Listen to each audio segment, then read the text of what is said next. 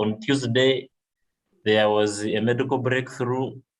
For the first time, the kidney of a pig was transplanted into a human being, and there was no negative reaction. So, so pig farmers, you are in business. Flat effect. I'm bright today. I'm feeling great and energized. I'm very good today. The day started beautifully. Weather is warm enough. Okay. Feeling exhausted and tired. What did you do at night? Let's hope you don't have you don't have Please don't say it. No, those people come from villages, they make you dig at night in your sleep. So we hope no one made you dig an entire garden in your sleep, because you cannot be feeling exhausted and tired this early. Great, taking tea with Anyoya. What is that? That is Frank's tea. Frank has a special kind of tea. I'm feeling so great today. I feel like today is hotter than the rest of the days were spent. Okay. A little cold, and have some cough. Sorry. Try and puff your chest. Great, but power is disturbing me today. Yeah, effects of being in Chisasi. I'm feeling much better. Frank, scroll down a little. Great energy. We hope you didn't take rock boom. Feeling very excited, though my night was not good because my son had fever, but feeling better now. Oh, sorry for your son. Those of us who are parents understand. I'm feeling so energized today. Good vibes only. Yeah, it's a Friday. Woke up sickly, got a cold, trying to avoid physical contact, anxious. We hope you're not having COVID, but even if you're having, it is healable. Honestly, feeling a little nervous about the assignment because of less time to do. That's not a problem. There's no retake here. At least it has network, yes, but power. Go a little bit down, Frank. Thanks so much, Prosper. I'm feeling grateful. I'm looking forward to learning more. Okay. Feeling excited and motivated. Mahad, that even non-parents understand. Okay. Feeling sleepy and exhausted. Frank, scroll down. Feeling sleepy and exhausted. You didn't sleep. Also, hope you didn't spend the night digging a shamba for your neighbor. You didn't know. It has been a good training, but I have missed a lot. Dora, oh, sorry for missing a lot. You will learn. I'm feeling fine. Vincent checking in from the Albertine Graben. Yeah, we need that oil money to begin flowing because poverty is killing us. Bright morning, hoping to learn more from the groups. Great. We also hoping to learn more from each other. The link is there. We have 22 respondents out of 29. Yeah, that is a good response rate. We can be able to generalize findings. For it if you are from a research background. Okay. Yeah, some people are feeling a little bit sickly, some people a bit anxious, but generally the mood is fine in the camp. The camp is in great spirits. It's a Friday. But don't rotate, because when the Kenya said rotate, they can't rotate it. So don't try and follow his example. Hungry, you munag. At this time you're hungry. Sorry for you. I am trying to prepare some cup of sianga porridge. We can. Hey, at Nira on a border, having a stressful day. Which ID did you lose now that you are at Nira? Sorry about the stressful day. Try and feel calm and feel good. Yeah, even Kashi said that she was on a border and not listening in. I wonder how she joins the Zoom meeting on a border. That border has Wi-Fi. Feeling good, just had a heavy breakfast, but I couldn't register on the sheet yesterday. Don't worry if you're in the meeting.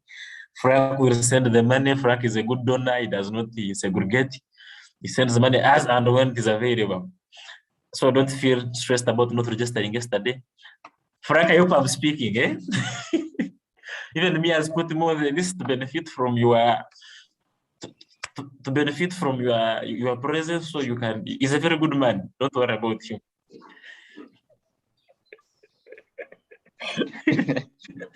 Okay, Frank, let's have another one on what was learned yesterday. What did you learn yesterday? We shall do 3 minutes and then we get going. What did you learn yesterday? The person who's hungry, Frank, please send something. People should not feel hungry in Museveni's Uganda. Eh? You know, Museveni saved us a lot. We even expected that he would go and save South Africa after. So key learning for yesterday, put in. The link is there, same link. You just click on submit what you learned yesterday.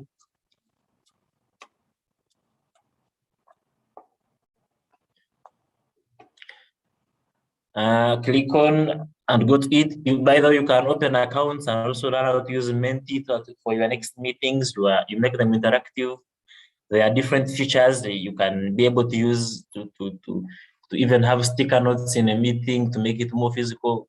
So try and learn to use all those technologies. They are very pertinent for us going forward, given the new normal. Given the new normal. But don't go on dating sites. They're not good for your health. Frank, am I speaking?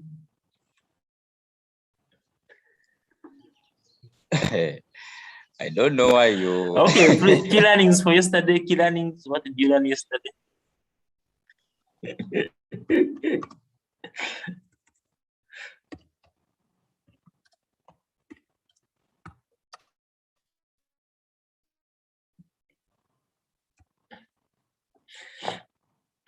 Key learnings budget. Well, okay. What was Use it the about link. budget? Let's know what you learned. We are 30 people in the meeting. By the way, the person who can unmute and tell us. Let's engage. Yeah, what was Let's it engage. about? Decentralization was the best for me. I learned a lot. So what? Yeah, if What you feel exactly? free, unmute and defend your answer and defend your assessment. Yes. Unmute and say.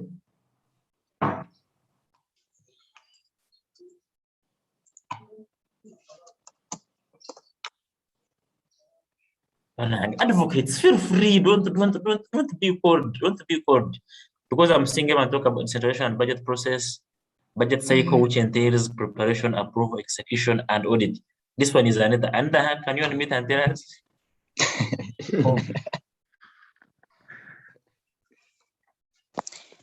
Think different kinds of decentralization. That is Margaret. Good morning, Prosper, and that is Frank Margaret and everyone.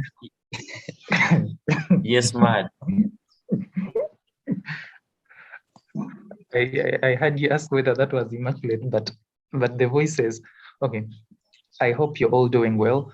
Specifically about what I learned yesterday. I learned that as an advocate, as a person who is dropping into advocacy and especially policy advocacy, we need to look at the medium-term goals of the nation or the medium-term goals of societies in which we advocate for. That implies that in most cases, once you want to advocate for something, it should be able to fall within the plans of a particular society you want to advocate for. It may not be the current plans of today, but let's say in the next 3 years or in the next 5 years, are we in a particular situation that we can access information regarding the medium term or the next plan of the country? So basically, that is what I learned, that before you go into advocacy, you shouldn't be driven by the waves.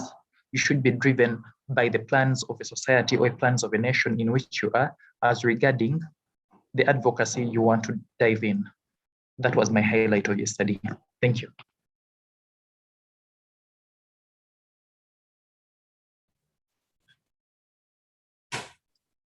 Thank you so much, Mahad. Any other person? Yes, Frank. Yes. Yesterday, I learned mostly about decentralization, specifically on conditional and unconditional funds. But still, I find conditional funds irrational. So, but I'll try to see. But it was an interesting session for me.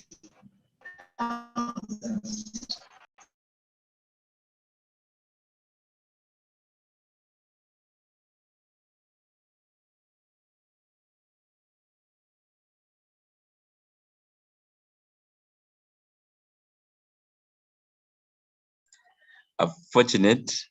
Is it my network or your side? I can't hear you. Hey, maybe it's my network. You hear me now? Yes. Now, yes. Yeah, I was saying yesterday I liked the decentralization session, especially about conditional and unconditional funds. And up to now, I still find conditional funds irrational. I don't know. Maybe I'll be convinced one time. But it was an interesting session. Yeah, thank you.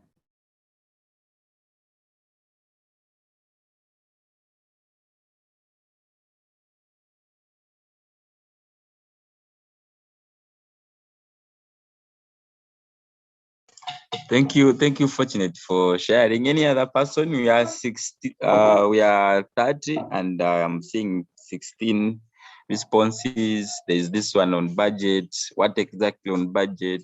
We see this one on decentralization. What exactly on decentralization? What exactly was the key highlight there? I see session was the best. Like the best, yes. Angela is raising her hand. She has something. Okay. Maybe. Okay, Angela, go on.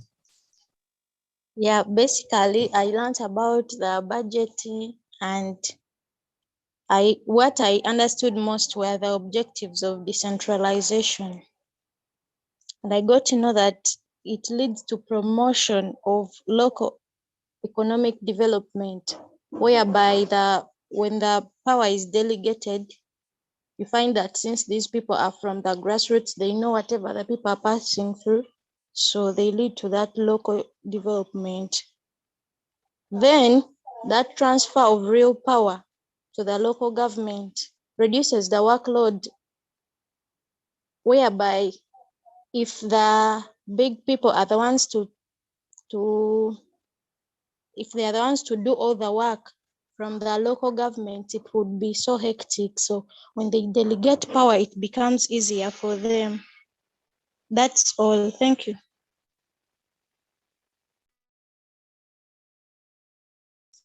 Thank you so much. Thank you so much, Angela. Let me see. This is who? Sarah. Yeah, Sarah, you can unmute and go on. Good morning, everyone. I hope you're okay. From yesterday's session, I took more heed from the part of decentralization. Well, there was a pressing issue that was brought on table that was in light of the efficiency of decentralization. When power is shifted to the people down there, are they able to do what is required?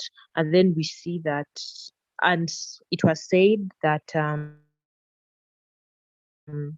some of these local leaders are inefficient, and reasons were given. Some of them lack confidence, perhaps they're not educated, that they are not sensitized, they don't know much, their research is low. And so solutions were brought on table on how we can make sure that decentralization is made more effective, and the local leaders can have more power, and their say can be taken more seriously. So some of the solutions were perhaps to educate them, to sensitize them, and all these things can help boost their confidence. And I also suggest that when they're putting a bar for who can be a local leader or not, they should give these opportunities not just to the popular old man in the village, who has perhaps the biggest family. Like sometime we saw in news some guy in some district in Uganda, he has a very big family. He has over, 100 children. So because of such popularity, now he has been an LC chairperson. And that's very inefficient because perhaps he has not studied, but just because of how popular he is. So I believe they should put people who are highly educated, at least a degree should do, so that they may be more informed and they give more confident and more accurate responses on issues concerning the people in their community. Thank you. Thank you so much, Sarah, for sharing. Yes, Veni. Okay, thank you very much, Frank. I'm really happy. Yesterday was so interesting, and at least I was not affected by network. And what I got to learn was all about budget, the different modes of budget presentation, and their objectives. But I saw there was something that Prosper highlighted, and he said, if you want to influence, you look for human capital development from the government budget. That was concerning budget. Then as well, I got to understand about decentralization, that is the transfer of power. And he also highlighted about powers that are transferred, that was planning, administrative, financial, and so many others. Then he also said that in decentralization, there must be adequate evaluation so that you have a good decentralization. Thank you very much.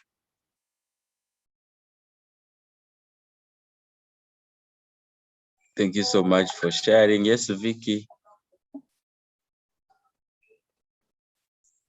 Good morning, everyone. Yesterday, my take home budget, and I got to learn, because I'm not sure what happens wherever in the budget, especially in the decentralization process. But I came to understand that the budget has different cycles during its formulation. That is the preparation stage, the approval stage, the execution, and the audit stage. But then one of the major things that took my attention was the fact that Prosper told us that it's critical for us as policy advocates or civil society to always directly engage with the line ministers and the ministries, especially the Ministry of Finance, on the preparation stage. Because it's at the preparation stage, you can be able to influence the budget when it's being formulated, and we can be able to ensure that the budget is linked to our policy briefs or our desires, and our priorities can be put in charge if we influence it at the preparation stage. So basically, that is it. Thank you so much.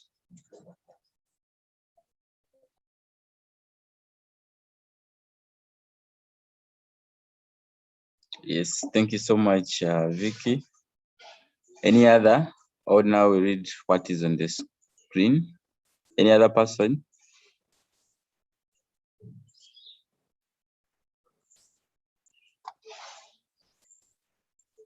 Just feel free.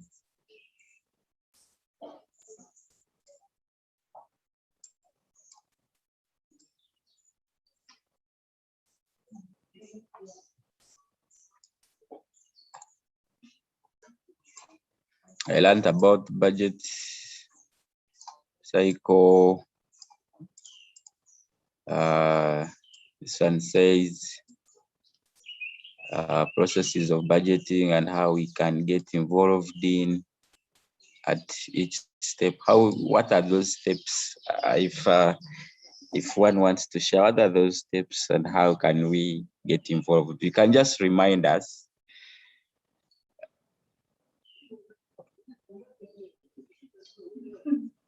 Goret, is it you who typed that? Or Amongi?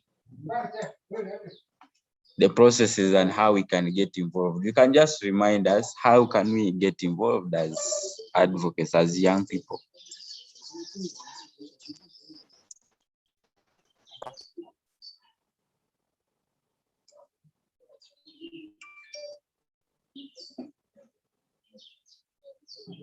Annette Birunji, share with us.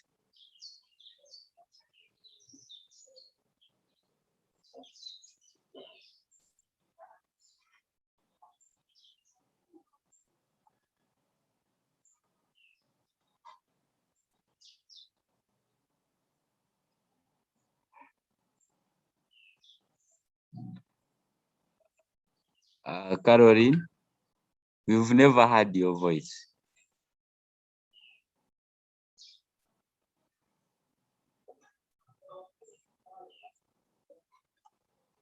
Dorothy,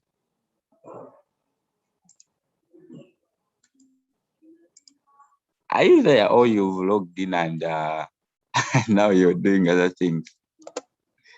No one is responding.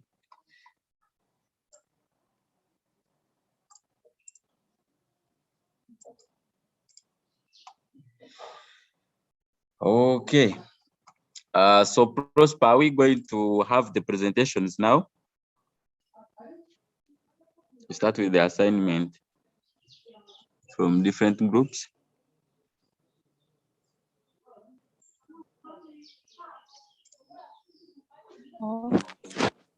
So Prosper is off. He says, Frank, you can make your presentation, or we can have the group presentations depending on what is ready. Yeah, let's I think the group presentations. Okay.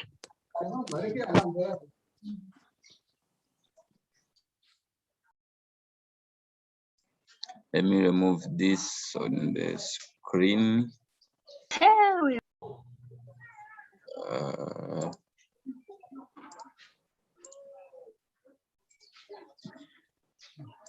Okay, so which group that is ready from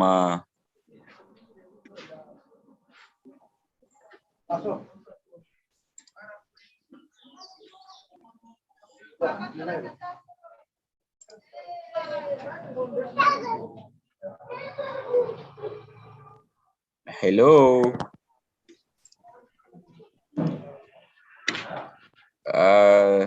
Which group that is ready? Nafuna kusoda. Breakout rooms.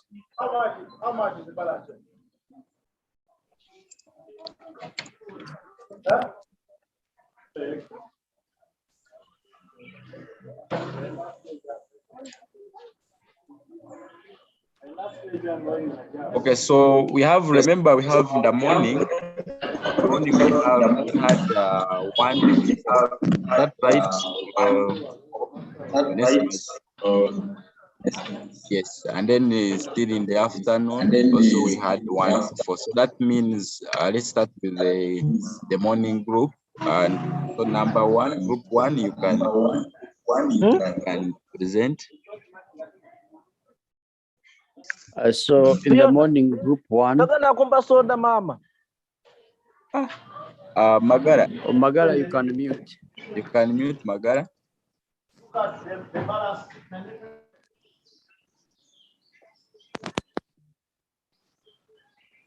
Yeah, so in the morning, group one.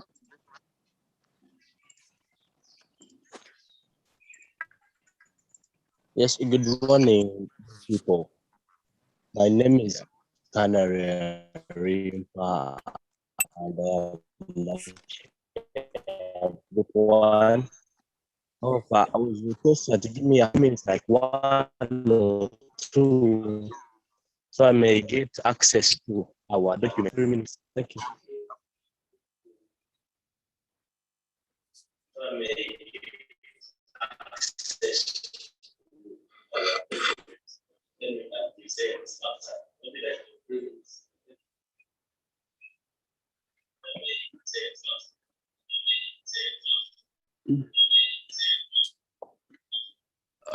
So that means the group one is not ready for now.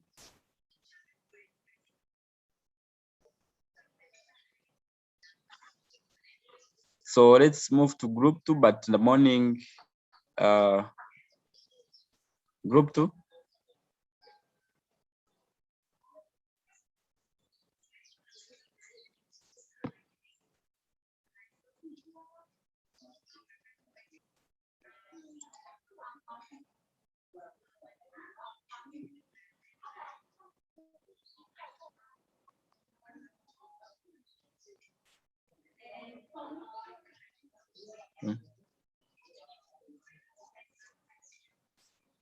Group two, Sarah, no one in the waiting room. So group two is not in. So group three.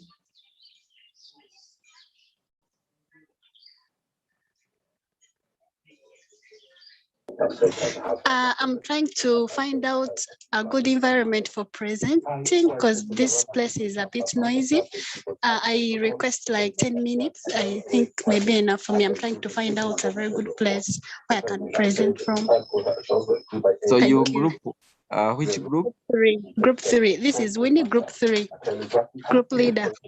Okay, so group four.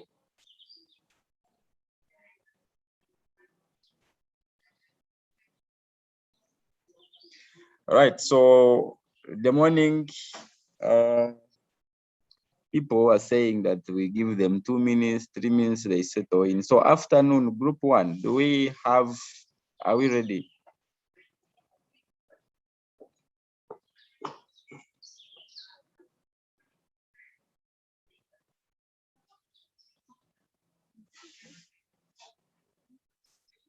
Hello. Can I be heard now? Yes, I can hear you, fortunately. I don't have earphones. The voices are too low. So this is group one of the afternoon session. Okay. Just try to do a summary of our presentation. Policy proposal for youth unemployment. Uganda has one of the youngest populations in the world, having more than 70% of its population being under 25. And according to UBOS report of 2018, youth unemployment stands at a level between 64 and 70%. More than 30% of the youth who are institution qualified in Uganda are unable to find jobs. And it is even worse for the uneducated ones. Yeah, so that's the brief background. I'm seeing in the chat we have only 5 minutes. So I'm going to summarize. So on our way forward, there is need for reform. There is need to reform the education system from the one that promotes job seeking to the one that is more technical and skill oriented. In most schools in Uganda, students are being prepared for end of term exams or maybe end of semester exams, and they are put on pressure not to go below pass mark. So here people are just working to pass. And in this way, they are being introduced to the system of cram work. So we need an education system whereby students are given technical knowledge that can help them put what they learned into practice. For example, if you take an example of China and Singapore that focus on manufacturing and production of goods, they train their young people with a purpose. Good morning. So in Uganda, Yes. in Uganda, we may not necessarily manufacture or produce what they do, like the way we are used to copying and pasting most of the Western culture. You know, in Uganda, we normally copy and paste. So we might not do that. And so in Uganda, we may define our own purpose. For example, instead of selling raw materials, we can sell finished goods and maybe add value to our products, to our produce. So, and in doing so, we are creating more employment opportunities and we are being more creative. So when we take an example, Uganda used to be a leading producer of coffee, and now we don't know what happened. So, but now, being a leading producer of coffee, then at the end of the day, after selling the raw materials, you again buy that same coffee expensively. I think it makes no sense, and it could empower more people and employ them.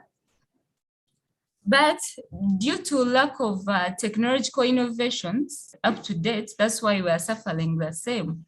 And now we are even out of market. We are trying to bring back the Uganda Coffee Board, you know.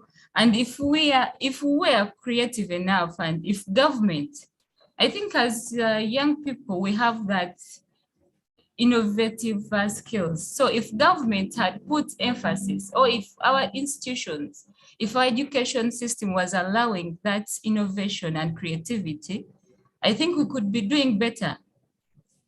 Yeah, then also, as we are talking about skilling, we need to keep emphasizing the purpose. Why I'm insisting on purpose is because some people have skills but do not know how to use them, simply because they never trained with a purpose.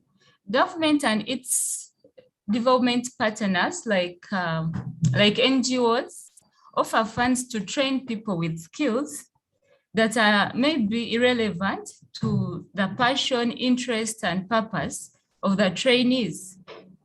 And you find the government maybe or other development partners are training people to do some things even without knowing where their passion falls. I'll give an example. Recently, Forge Development Foundation carried out a pilot training to teenage girls who are pregnant and some are nursing their babies. We trained them in 3 major activities: charcoal, soap, and candles. But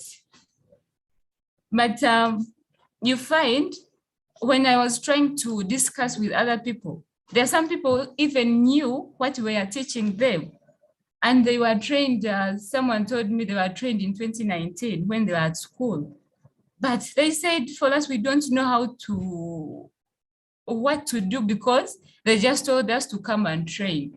And this normally happens. Someone or an organization or government just says, next year we are training people in this. But why? Why are you training us?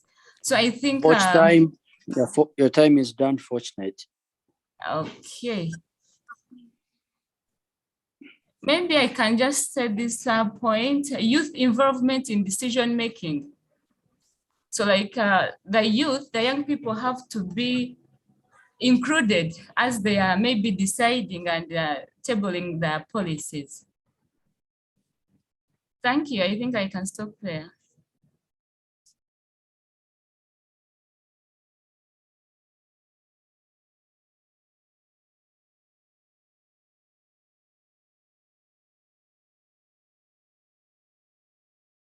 Thank you, Fortunate, for that presentation. Can we have another member of another group? Frank, do we have to react to Fortunate's presentation? Or we shall react at the end? I think people can be given a chance to react and before second group comes in. Okay, so let's have 1 or 2 reactions. You can unmute yourself if you'd want to react and then react. 1 minute, we only have 1 minute.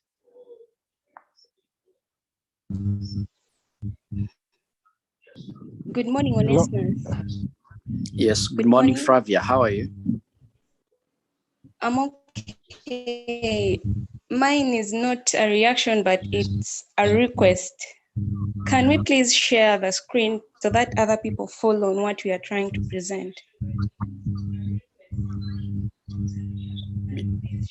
So members who are presenting, if you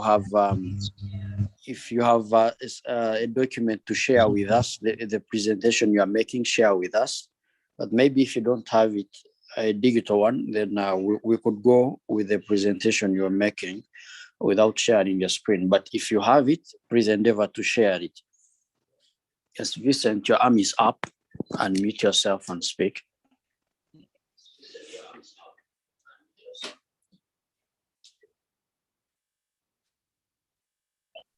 Western region. Hold on. Region not ignoring. Yes, Resty.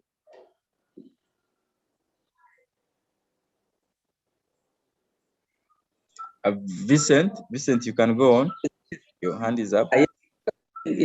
Yes, in response to the request by the other previous speaker on sharing the screen, I personally may not be in position to share the screen, but then if we could share our emails in the inbox, then I can be open to share the soft copy of our work.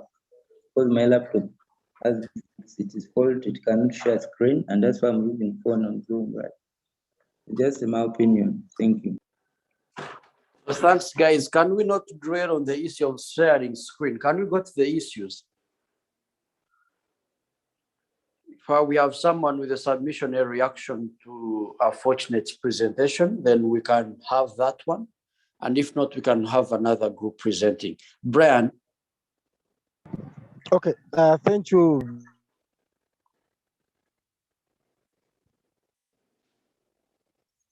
Brian, you are muted.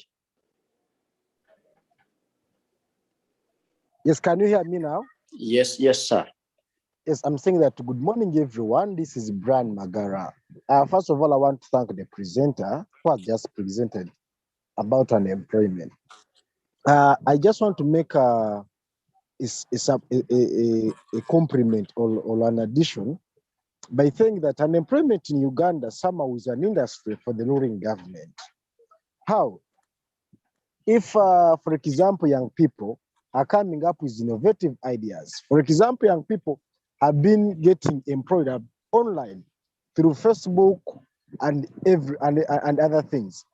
But the government of Uganda wakes up in the morning and sees that Facebook is no longer in this country. Me who subscribes and who has been a member of the alternative social movement, we started what we call the alternative digital. It is a platform whereby we are trying to modify Facebook, and that platform employs over 25 young people in this country. But if you shut Facebook, telling us that Facebook is giving wrong information and other political motives, hidden political motives, then the government has no will. For them, unemployment is an industry somehow, somewhere. So we shouldn't over blame young people that they are not innovative. The other thing, shouldn't blame so much the education system. The education system is there, but again, young people have tried to move a step ahead by creating other things, but the government has no will to support them. If they don't shut them, they don't support them. Thank you very much. Well, thank you, Brian, for that submission. I hope all of us are taking note. So let's have group one of the morning session. Kennedy, I think you're now ready. So let's always have group one of a certain session, then also group one of the other session, then group two of the morning session, group two of the afternoon session. So that's the order we are going to be following. If maybe we skip you because you are not ready, then we shan't be returning to you. So Kennedy, you can now take the floor. Thank you. Have 5 minutes. Thank you so much, Onesimus. Good morning to everyone. And of course, the question was telling us to see how best we can tackle the problem of unemployment amongst the young people. And for us, we sat down and had to break it down into 3 aspects. And that is psychological, socio-economical, and political. And on psychological way, we are saying that we need to have a mindset building to the youth, where we shall, of course, let the youth understand that it's not all about looking for a job, but one can actually start up and even employ others. Then we are even saying that we can have a mindset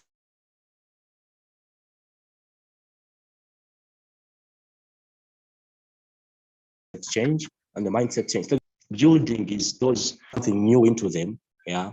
But then on the change, we are saying let's change their mindset. If they were thinking that they have, let's change them. They get to think that even when you're schooling or when you have attained your degree or any qualification, you still have to do something different to live a life and be employed or get an employment or even be an employer. Then we are saying that we as well have to eradicate for education and maybe have our population more educated. That someone can say, why do you say education when we have even the literate people failing to get jobs? But we are saying we are challenging them with the statistics of Nigeria, where 42% of people who are between 25 and 40 have degrees compared to Uganda's 12%. And we are saying that when you go to Nigeria, it has the most innovative in people in in Africa, and that in food, not because they have very many who are educated. They tend to look on what else can we do for survival, and it increases their innovativeness and innovation.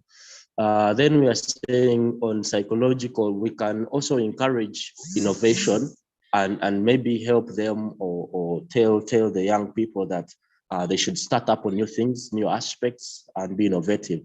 We are looking at motivation and mentorship, where we shall give knowledge to individuals and even give them stories where they shall build and see that it's really possible for them maybe to start up something and get money out of it. And then we also have to encourage them on investment. Yeah, in that even with the little amount they have, they can invest it in something. Of course, we are giving them knowledge and building on their mind, helping them to build on their mind for their development. Then the other aspect was socio-economical. And here we are looking at the lives or the social life of the young people in relation to the economic nature of the world.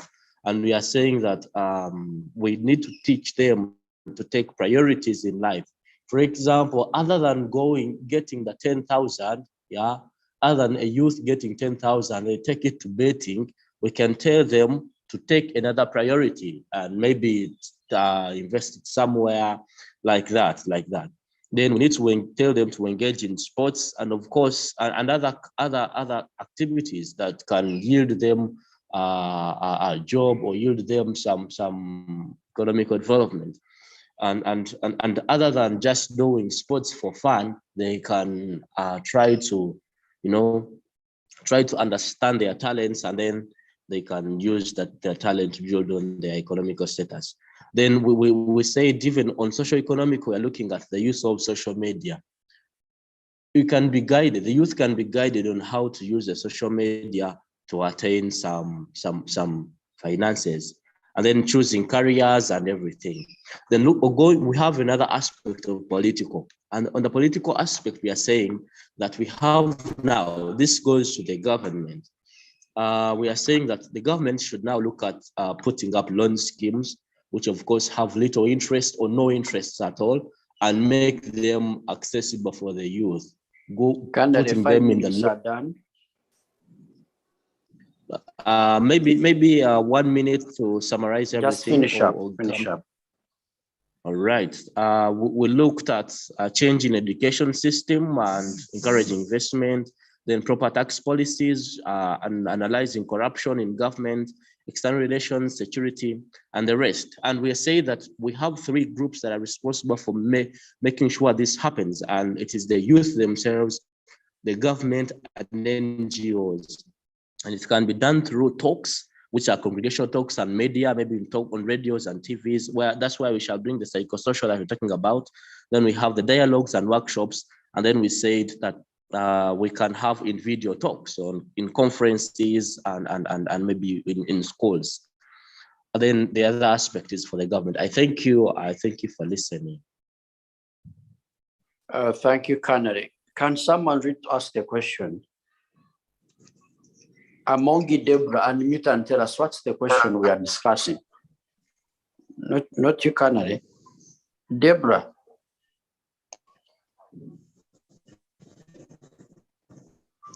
Deborah Amongi, are you with us this morning? Seems she has even left after I called her to speak. Okay. I'm listening. Amongi, what's the question? The question we're discussing today is policy proposals for solving youth unemployment in Uganda. Okay. That's Prosper, you're on the call. Would you want to guide the discussion?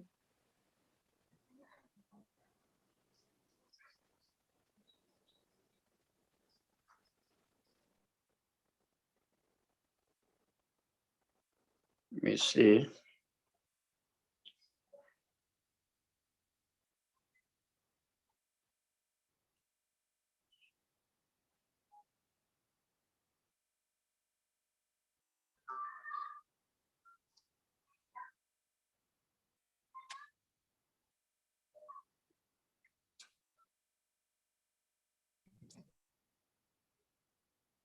Onesimus, would you allow me Let the to say presentation something? go on. I will speak later. Can I say something here? Right. No, we are now going to have received reactions to your submission, because then we shall get into 10 minutes of for your group. So can we have reactions to Kanri's presentation, if there is any?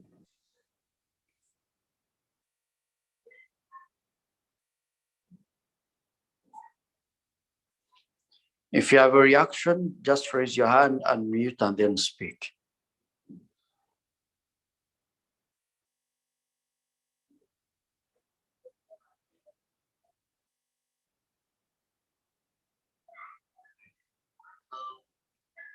So if not, let's have group 2 of the morning session. Group 2, morning session.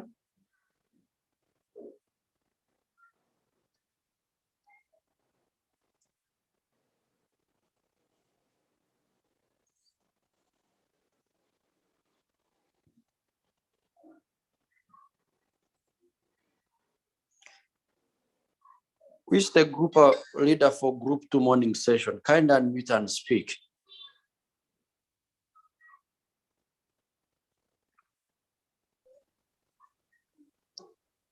Yeah, good morning, Mr. Onesmat. Good morning, Angela. How are you? I'm fine. Our group leader is not around. Perhaps I can be in his shoes because I don't know what is taking him long. Just do the presentation. You are now the group leader. Yes. So, like Okay. other countries in Africa, Uganda faces a challenge of generating economic growth and providing youth whatever they need for their employment and empowerment. And yet they make up a third of Uganda's population. So through the budgeting, like allocating funds they should allocate the funds to the agriculture sector. For example, they can put free training and guidance in business and financial management, because many young youths in Uganda complain about inadequacy of technical training. For example, youths may take on agriculture, but you find that they don't have knowledge about the quality control, storage, and the processing. For example, recently I found out one youth trying to use a sack, but which has a polythene bag inside, claiming that if the bean weevils are there, they will be suffocated. So you find that the storage and so on, they do not have that knowledge. So I think if they allocate funds on trainings, more trainings, they go to different locations and they train youths about agriculture, it would work. Then allocation of funds in technical and vocational education. These days, technical and vocational education is the new trend to socio-economic development of Uganda. And most people in these vocations, you find that they are youths.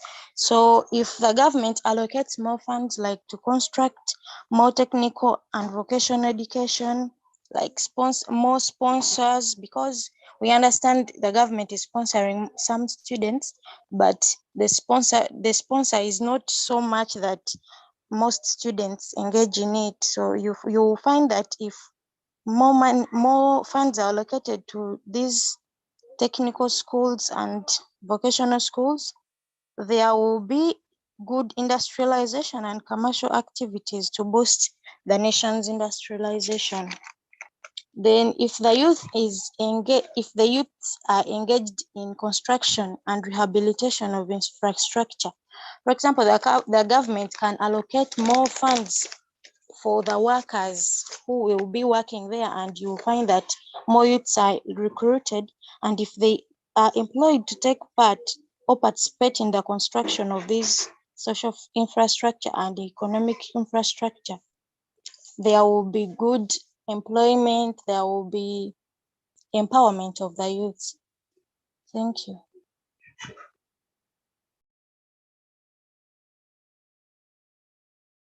Thank you, Angela, for that presentation. Group members, would you want to add on? Any group members from Angela's group that would want to add on? We have 1 minute to do that. Just raise your hand, get unmuted, and then speak.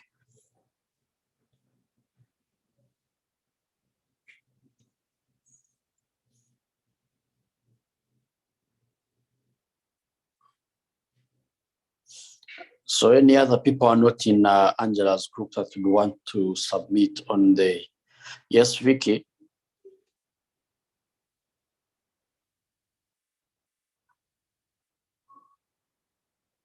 Yes.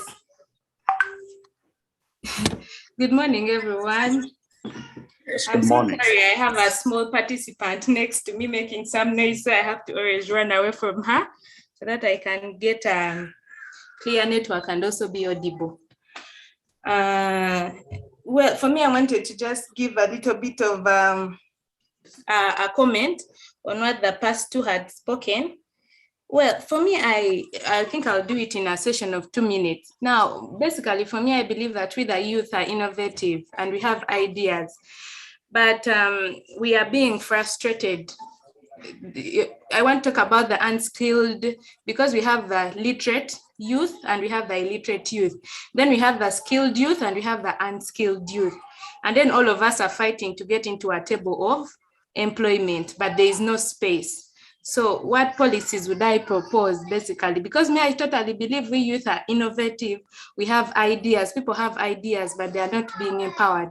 Personally, I have an experience where I started up a small business of mine, but the tax policies around are not favorable for me to really have a competitive session with already people who are already on government, and yet it's a space which I'm using to fight unemployment. So if we would look into a space and a procedure of bringing up new tax policies that are favorable for us, the youth, to become innovative, in that if you're innovative, you can be able to, like you buying, like we deal in mirrors, you can be able to deal in glasses at a favorable price, and the taxes are not so much pacing on you. That means you can invest in such a sector, and at the end of it all, you can be able to bring other people on board and even employ other people. And also our thinking about a policy on like Prosper had said before, we need to engage ourselves at the budgeting process. I was thinking that maybe at the budgeting process, we would get a budget policy that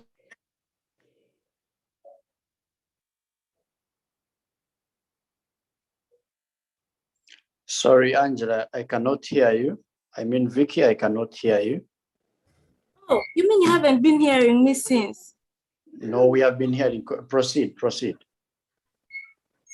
No, I don't know where your time is done, so kind of finish up. Okay, maybe let someone else, I'll come in later. Okay, thanks, Vicky. So let's have another group. Let's have the next group. We are done with the 3 groups now. Let's be faster. Group 2 afternoon session.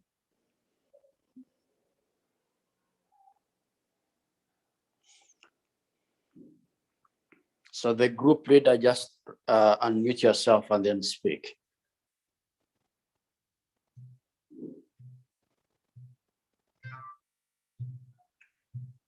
Group 2 afternoon session. If we go to another group, we shall be returning. Yeah, Flavia. Good morning. Good morning, Good Flavia. morning, everyone. Yes, thank you so much. I'm the team lead for Group 2, and below are some of our findings. But before I proceed, I stand here to be corrected. So, looking at our question, we decided to start by defining what policy proposal refers to. And in this case, policy proposal refers to permanent records or details written with the original copy of the approved policy, defining accurately or consistently the particular problem being addressed. For instance, it's the youth unemployment in this case. When we look at the statistics, Uganda as a country has about 70% of the total population being constituted by the youth who are aged between 80 to 30. And also according to the trading economics and analyst expectations, we see that the rate of unemployment in Uganda is about 2.50, but that is not what we are looking at in this case. So we decided to come up with problems and suggest their policy proposals, since the definition itself says, you have to get accurately the particular problem being addressed, which is the youth unemployment. So allow me proceed to our problems and the policy proposals that we decided to come up with.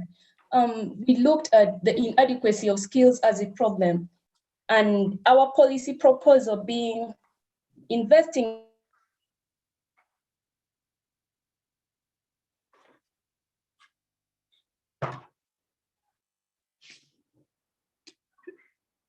Yes, Flavia.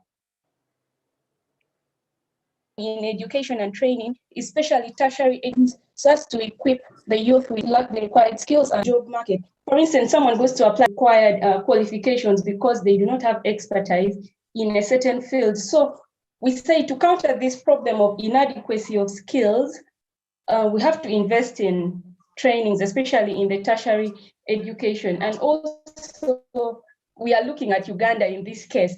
Another problem that we came up with was gender discrimination, and suggested that we should advocate for gender equity in places of work so as to provide equal opportunities for all. This is because gender discrimination affects mostly the girl child in cases when they are denied chances to compete freely with the male persons in the job market, because at times the abilities of the girl child is underlooked simply because we are female and they think we can maybe not perform.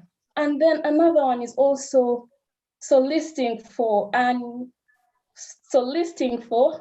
improvement in the employment subsidies, for instance, the wages, the salaries, etc. This is because the youth are facing a problem of underpayment of workers.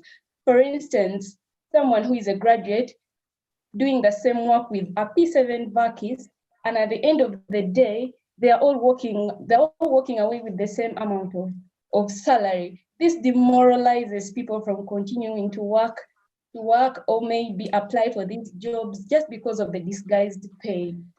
So we need also to solicit for an improvement in the employment subsidies so that the graduates can have their fair share of the payments, whereas the vaccies too can be given what according to their level of education. Allow me proceed. We looked at also the limited financial support for business startups as a problem. For instance, the business, or maybe you have heard of business startup competitions, or you have seen instances where we have district business competitions where people are encouraged to go and display their ideas or maybe showcase their businesses. And then you find out that people emerge winners just from the small business idea they came up with and trying to show, but do not have the capital to run this whole business or turn it into a whole big opportunity. So we propose that, can we fund? You can wind up. Can we fund the small businesses with capital to grow the business initiative at the district level? This is to encourage self-employment. As I said earlier on before, I stand here to be corrected, and if anyone has any other thing to submit, it's welcome. Thank you.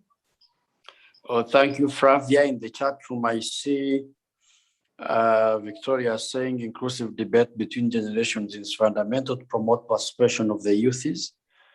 And it loves the point of advocating for gender equality in the labor market, and many other comments in the chat room. So do we have any member of Flavia's group who wants to add on? We have only 1 minute to do that. So kindly unmute and then speak.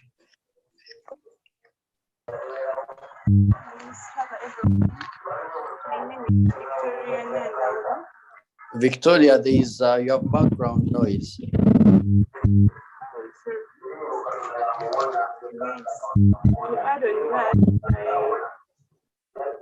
My supplement would be like the or the community. Sorry, the policy. Sorry, yes, like I was. Pravia, Victoria, we cannot hear you. You have background noise. I don't know if you can move to a better place, or if you can just type in the chat room. I think you are in the sitting room, and then there is TV. So let's have another group. Group 3, morning cohort, group leader. I'm So here. Victoria, go in the chat room and then type what you have wanted to say. We shall find it there and read it. So yes, Winnie. Okay. Good morning, everyone. Good morning. Yeah. I'm Winnie, Kovtinje group leader for group 3. And we are so humbled and happy for this opportunity to present our work. Yeah, so before going any further, I would like to introduce us the question that we were following. The question was like, come up with a budget proposal for youth unemployment and share the ideas on how to solve the problem of youth unemployment. Yeah, specifically in Uganda, I think, yeah. So we discussed, and my group members, were 5 members in a group. In our group, one of them was Anzoa Sarah, Ashemeza Susan, Magara Brian, Queenie, and I Dennis. We were 5 people, and we had a very good discussion last night. Some of us were almost having a sleepless night, but thank God we were able to finish in time and had a good sleep. Yeah, so the discussion was good, and we came up with this good work of ours. I wish I was able to share the screen, but I don't know if I'll be able to make it. I'm trying to manage my time since we don't have too much time to pass through this process. All right, so I'd like to welcome Sarah and Zoa to take us through the problems, through the solutions of the problem facing youth in the employment structure. Thank you, Sarah. We welcome you. All right, good morning, everyone. Manjoa Sarah is my name. I'm going to take us through the work of Group 3. Our question required us to give a budget proposal for youth unemployment alongside giving the strategies that we can give to eradicate youth unemployment. So for purposes of it following, right, I'm going to start with the strategies that we are putting in place to solve youth unemployment. Thereafter, Kovusinje will come and present our budget very swiftly. Now, the first strategy is to encourage entrepreneurship among the youth. Many of us always shoot up for white-collar jobs, and the truth is that these white-collar jobs are very limited. So we should also encourage youth to be innovative and to try to open up businesses. So by that, the government can open up entrepreneurship programs whereby the youth can go and learn how to do business, get business ideas.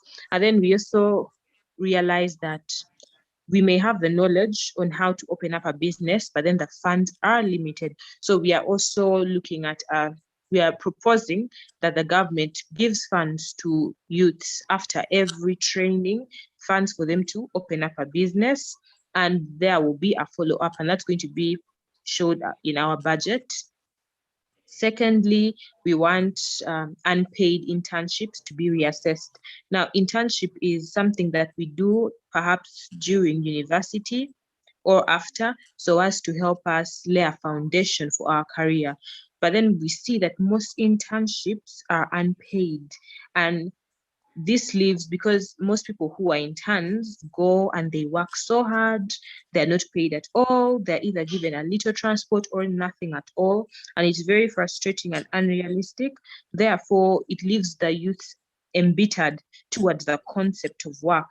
Yes, so they start to hate work, and many of them lose their interest in working, and that leaves them unemployed. Interns must receive high standards of training and supervision, and organizations should offer them some minimal pay to engage young adults into work, not to send them out of the work field that appears to be very frustrating due to unpaid internships. Then also we feel that all secondary schools should have active partnership with employers. By developing partnerships between schools and employers, schools will be able to align their curriculum and the skills of students with employer needs. Perhaps if schools are engaged with employers, employers know that perhaps they need this and this while you're working for them, then schools will know that, yes, we have to teach our students this and this as we prepare them for the work field. Then we also look at earlier career guidance. Career advisors at school should be meeting students earlier in their schooling time, not waiting for them to reach Form 6 or perhaps campus to give them career guidance, because when they get career guidance, they align their career path with something they can do perfectly, and perfection attracts employment. Well, when you can do something properly because perhaps you've been studying for it, or you've envisioned it, or you've been working towards equipping yourself with knowledge to do it, then when you reach the work field, you will sustain yourself there. Many people dropped off jobs and become unemployed because perhaps they do not know how to do the job. But when you're guided earlier and you acquaint yourself with knowledge on how to do that job, then of course you will sustain the job. Then we see a new standard of work. Sarah, wind up. Okay, I'm almost done. So a new standard for work experience should be created. We see that most organizations want you to have 5 years of experience, 6 years of experience, but then we see our population is made up of youth majorly, and those levels of experience are very unrealistic. So we suggest that they're brought, they're limited a bit. They shouldn't be over 5 years, perhaps maybe. Actually, you can get experience on job. Then lastly, we seek for providing fair opportunities for disadvantaged youth. For example, those who are disabled or those who are not highly educated because they couldn't afford it. Government should also put them into consideration by making up initiatives to equip them with skills. Even if they're not educated, they can do something that can enable them get jobs. Yes, that's basically it. Please allow Kobusinje give a brief insight on the budget. Thank you. Yeah, Kobusinje, let's use 1 minute. All right, thank you. I hope I am heard very well. Yes, we can hear you. Okay, good. So I will just give a brief of it. I don't want to go very deep because of the time. Yeah, so on our budget proposal, we drafted, or we designed the budget under training young girls and young boys for job creation. We emphasized in the job creation because job creation in skills in salon hairdressing and cosmetology, baker and soap making. We emphasize in that, as in job. We emphasize in job creation. Let them be job creators. Let them be trained in such kind of skills. So we designed our budget as in we were like under that topic or under that title. We allocated the number of young girls, the number of young boys that should be trained vocational skills, and even we put the amount of the money that may cater for that, and under that we allocated the costs that may be needed, like rent, stationaries, logistics. I wish I was sharing the screen, but anyway, I hope you're understanding me. Then we allocated the total, the tuition, which may include all costs and trainers under the Ministry of Gender, Labour and Social Development, because this is our budget proposal. We emphasized, as in we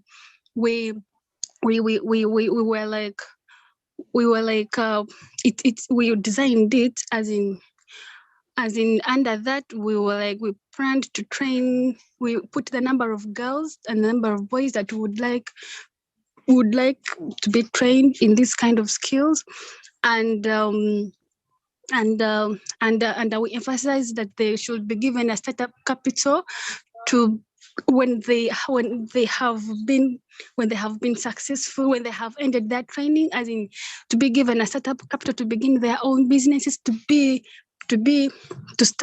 job creators, not to be job seekers. No, yeah. So we also allocated the training costs. We allocated the excuse me. We allocated the donors that would like to support that kind of project, and we also allocated yeah, that was it. But we emphasized on the points like the youth, those trained youth, to be given a startup capital to start up the businesses that fall under the skills they have been trained in, salon skills like hairdressing, then bakery, soap making, and that was it. Let me just be brief. I don't want to go in deep, and because this thing was supposed to be displayed so that everyone can look at it, it may not be understandable right now, but I hope someone picked something from my presentation. Thank you. Oh, thank you. I think maybe we can also allow that we can share what we're drafting in the WhatsApp group, if that's allowed, so that each one of us can access what is shared there anytime. So let's have the other group. We shall not have submissions because this was taken longer time. Let's have another group. So the leader for the next group can unmute and then speak. Yes, Imelda, you're welcome. Good morning, everyone. Imelda, which group are you? The leader for group 3 afternoon cohorts. Okay. Proceed. Yes. Okay, thank you.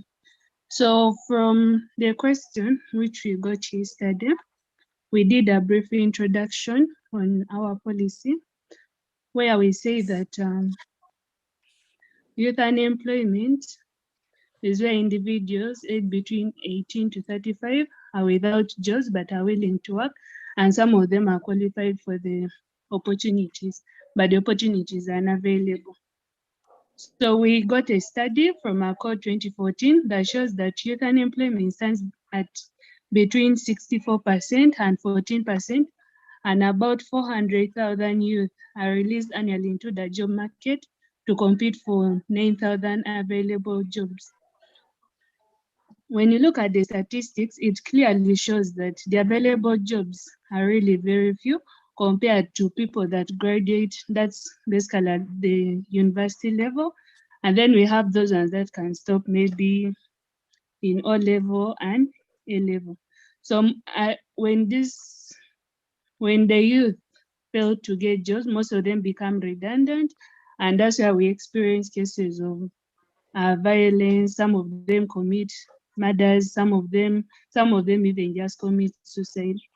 So having looked at the statistics, we also try to look at existing programs that the government has put in place to try and reduce the rate of unemployment in Uganda, of which we all know the one program, which is the Youth Livelihood Program, which targets mainly the unemployed and then the poor youth.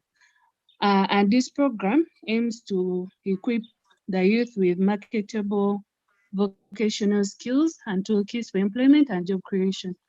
But when you look at the implementation of this program, we still realize that we still have cases of unemployment in the country because of the failures in the implementation and maybe the designing of the program and so on. So the group, we came up with policy recommendations that we try to see can help us address this issue, which is really pressing the government so much. So we looked at one, the government should refocus its youth development plans. I hope we are together. Yes, we can hear you. Proceed. Yes, so refocusing youth development plans, that's to say, Like if in case they are designing the plan, it should be varied in a way that the plan should be able to cover the different needs of the youth. So some people, it may not be that they don't have the money. Some have the money, but they lack a starting point. Some have the skills, but they don't have a starting point. So in designing the program, we should see that that plan accommodates almost each and everyone, including the youth that have physical disabilities. And then also, we also looked at the government should review the education curricula to address the issue of youth unemployment. We've all gone to school, I want to assume, and we've all seen that most times when you're at school, we are always learning history, science, and so on. But the time which is allocated for practical skills, for example, maybe baking, cooking, tailoring, and so on, most times are not in the curriculum. And by the time maybe you graduate, you only have the knowledge of school, but you cannot do anything besides what you've been taught at school. If you fail to get a job, you cannot start up a salon, you cannot, like you really can't have any. So in this point, we are saying that the government should invest more, focusing on entrepreneurial skills development, teaching the youth about financial literacy, like how to manage your funds and so on. When you get maybe 100,000, how can you budget for it? And also look at savings. If you get money, you shouldn't just go and sleep in a bar, but maybe you can save and start up something. And then we also looked at reducing bureaucracy, because sometimes, for example, if you want to start up a company, maybe your own company, when you look at the procedure to register that company is really long. By the time you finish, because at this stage they ask you money. By the time maybe you reach the final stage, you no longer have money for the what? For the business. And also corruption, reducing corruption rates, where I don't know whether we also that article. I think it was Daily Monitor that published it, where our Prime Minister, was accused of putting her family members in the positions around the Prime Minister's office. So in such scenarios, you may find that such people are not even qualified for those opportunities, but they are there because of corruption. It's about, do you know me? Do I know you? So in such cases, we are saying that jobs should be given on merit, but not on maybe family or tribalism and so on. And then lastly, we also looked at, am I clear? Yes, you are clear. Go on and wind up. Yes. Lastly, we also looked at resource allocation from the national budget.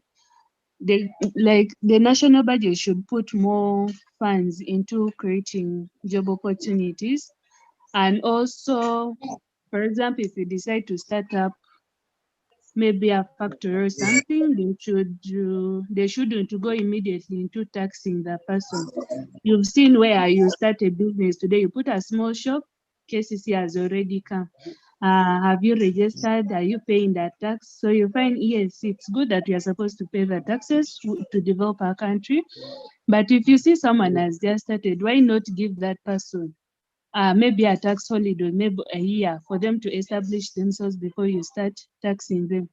And also we have companies in Uganda like Mel breweries and so on. Those companies on tax holidays, they will give them a condition that you take up some of our people instead of importing, or is it called expatriating? Like when you bring workers from outside country to another country to work.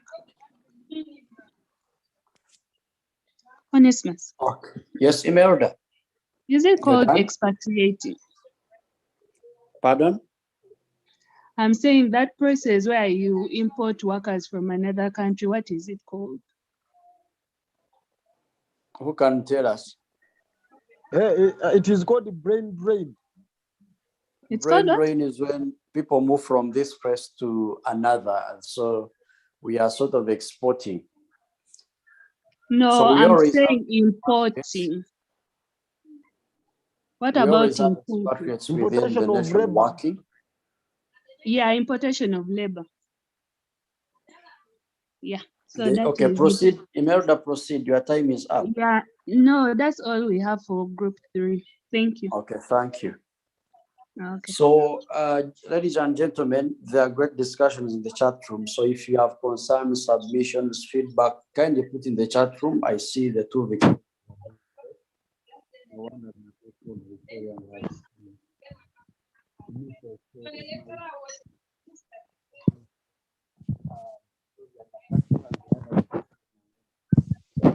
They can always submit in spaces where they go. So let's have another group presenting. Thank you, Imelda, for that. Let's have group 4 of the cohort. Yes, Vincent. Hello, good morning. Yes, good Hope morning. you can hear me. Yes, we can. Yes, I'm presenting on behalf of Group 4 Morning Court. So our budget policy proposal, we came up with a project name that is Solution to Youth Unemployment in Uganda, stroke revampment of youth employment in Uganda. Project description, this budget proposal is about solving the problem of unemployment among the youths in Uganda through forming recommendations that shall be informed by the project proposal objectives. This proposal is designed in a bid to reduce the escalating youth unemployment in Uganda among both graduates and non-graduates. A number of factors are attached to the increasing youth unemployment, which are social, economic, political, and personal factors. To recall, in Uganda, youth take up over 78% of the population. However, they are termed as marginalized groups in affirmative action, and thus less priority is given to them. However, this is not the only factor. Among other factors include poor saving culture, lack of entrepreneurial skills, laziness, poor mindset, in that youth only think of white-collar jobs, theoretical school curriculum throughout all stages of education, lack of creativity and innovativeness, low self-esteem and confidence, which refrain employers from recruiting youths, bad attitude towards work, poor planning and among government officials, among others. Youths being the major resources and assets for the country, it's a mantle for us all to make sure that we increase youth employment before the situation gets out of hand. As per this day and time, Uganda has lost a big percentage of our productive youths who have gone to Arab countries to work, some of which have died from there. It's upon this background that we wish to engage the government as youths to see the world that we had up a break to the youths to enable them to sustain livelihood as stipulated below. Therefore, this will assist the youth acquire skills and job opportunities that shall enhance their livelihood and social capital. Youth employment in Uganda also attributed to low employability skills possessed by graduates and don't enable them to favorably compete for the limited jobs in the labor market. Some students graduate from school with little or sometimes no knowledge of what they are supposed to do with the education they have attained. That's about the project description of our budget proposal, policy proposal. Then the project objectives are as follows. 1, to ensure that government comes up with the initiative of sensitizing and creating awareness to enable the youth and that like engaging the youth in a budget processes at the district council, at the local council, state, and even at national level. 2, to enable the government through the Ministry of Education and Sports introduce skill-based type of entrepreneurship education at the advanced level when students are trained different skills like pageant making, shop making, Vaseline, among others, which they can use to start small business to fight youth unemployment. 3, to ensure that government comes up with a program targeting youths, both fresh graduates and those who are about to graduate. This program should be designed to offer effective mentorship to the youths on how to best develop their skills and how best they can signal these skills to the employees. 4, to enable that, government come up with a policy of compulsory industrial training of at least 6 months at the end of every program at higher institution of learning. This can help fresh graduates have a feel of the working environment and have knowledge of what exactly is demanded by employers. 5, to ensure that a compulsory skill foundation course be attached to every program at early levels of learning to equip students with skills such as catering and bakery, tailoring, hairdressing, cosmetology, carpentry, among others. This can help youths earn a living after graduation, even before attaining their professional jobs. 6, to enable the youths, to ensure that the youths also take an initiative to learn entrepreneurial skills such as soap making, craft making, among others. This can help them initiate small-scale business, which they can further develop to create awareness. Then, lastly, we looked at the project anticipated outcomes.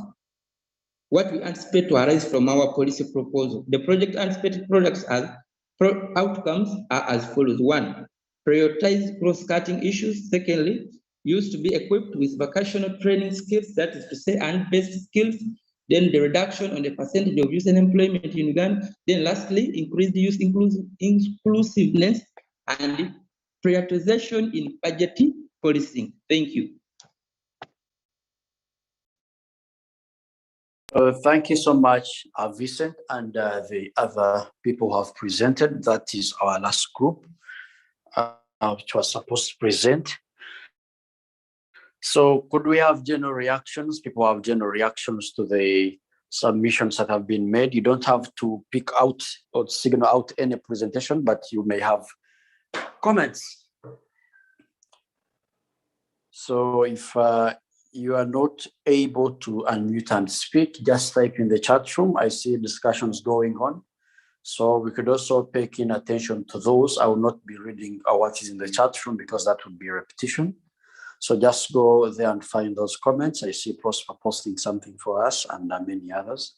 So who would, if anyone has any comments on what they think about the question or anything, kindly raise your hand and mute and then speak.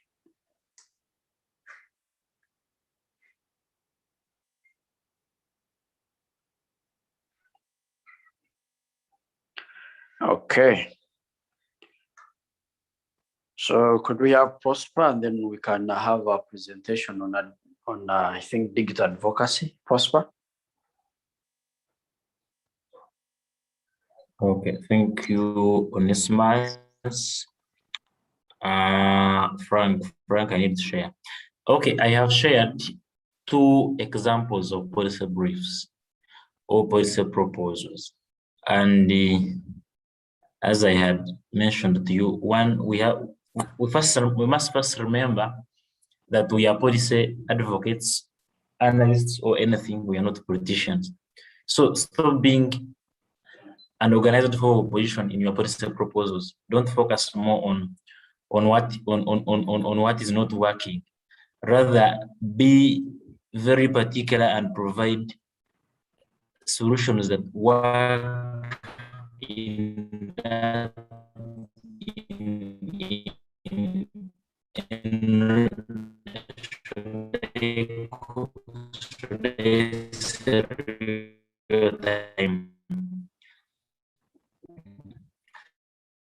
And I will try and share with you two proposals which I think can maybe, but I'm not going to. I don't blame anyone. It was a good trial. It got moved on. There are co-presented, and I think that group on point. Now I will begin with.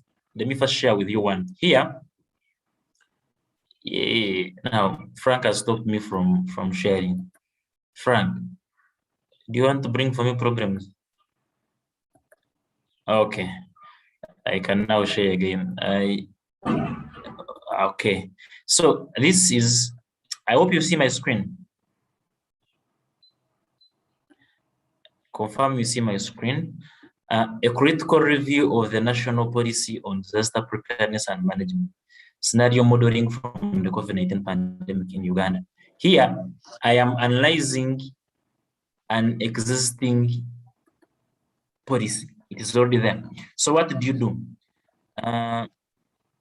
You can see here from table of contents, abstract, of course, this is a summary of the policy proposals you are bringing. Then you come to introduction. Here you talk about what you think is and maybe what is on. Then I come to the methodologies as I was analyzing the policy. Then I come to the policy itself now and begin analyzing it bit by bit. The policy and epidemics, how does it respond to epidemics and pandemics like COVID-19? Which strength does it have? Which weaknesses does it have? How has it been tested in this COVID-19 pandemic? And then I come to recommendations, which are policy proposals. And as I said, when Brother Vincent was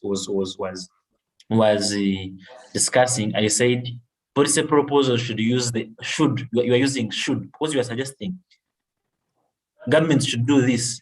This should do this. You are suggesting. You are not going to put two or no. You're making suggestions. So introduction, of course, yeah, because it was scenario modeling from COVID-19. We talk about the COVID-19 pandemic and everything.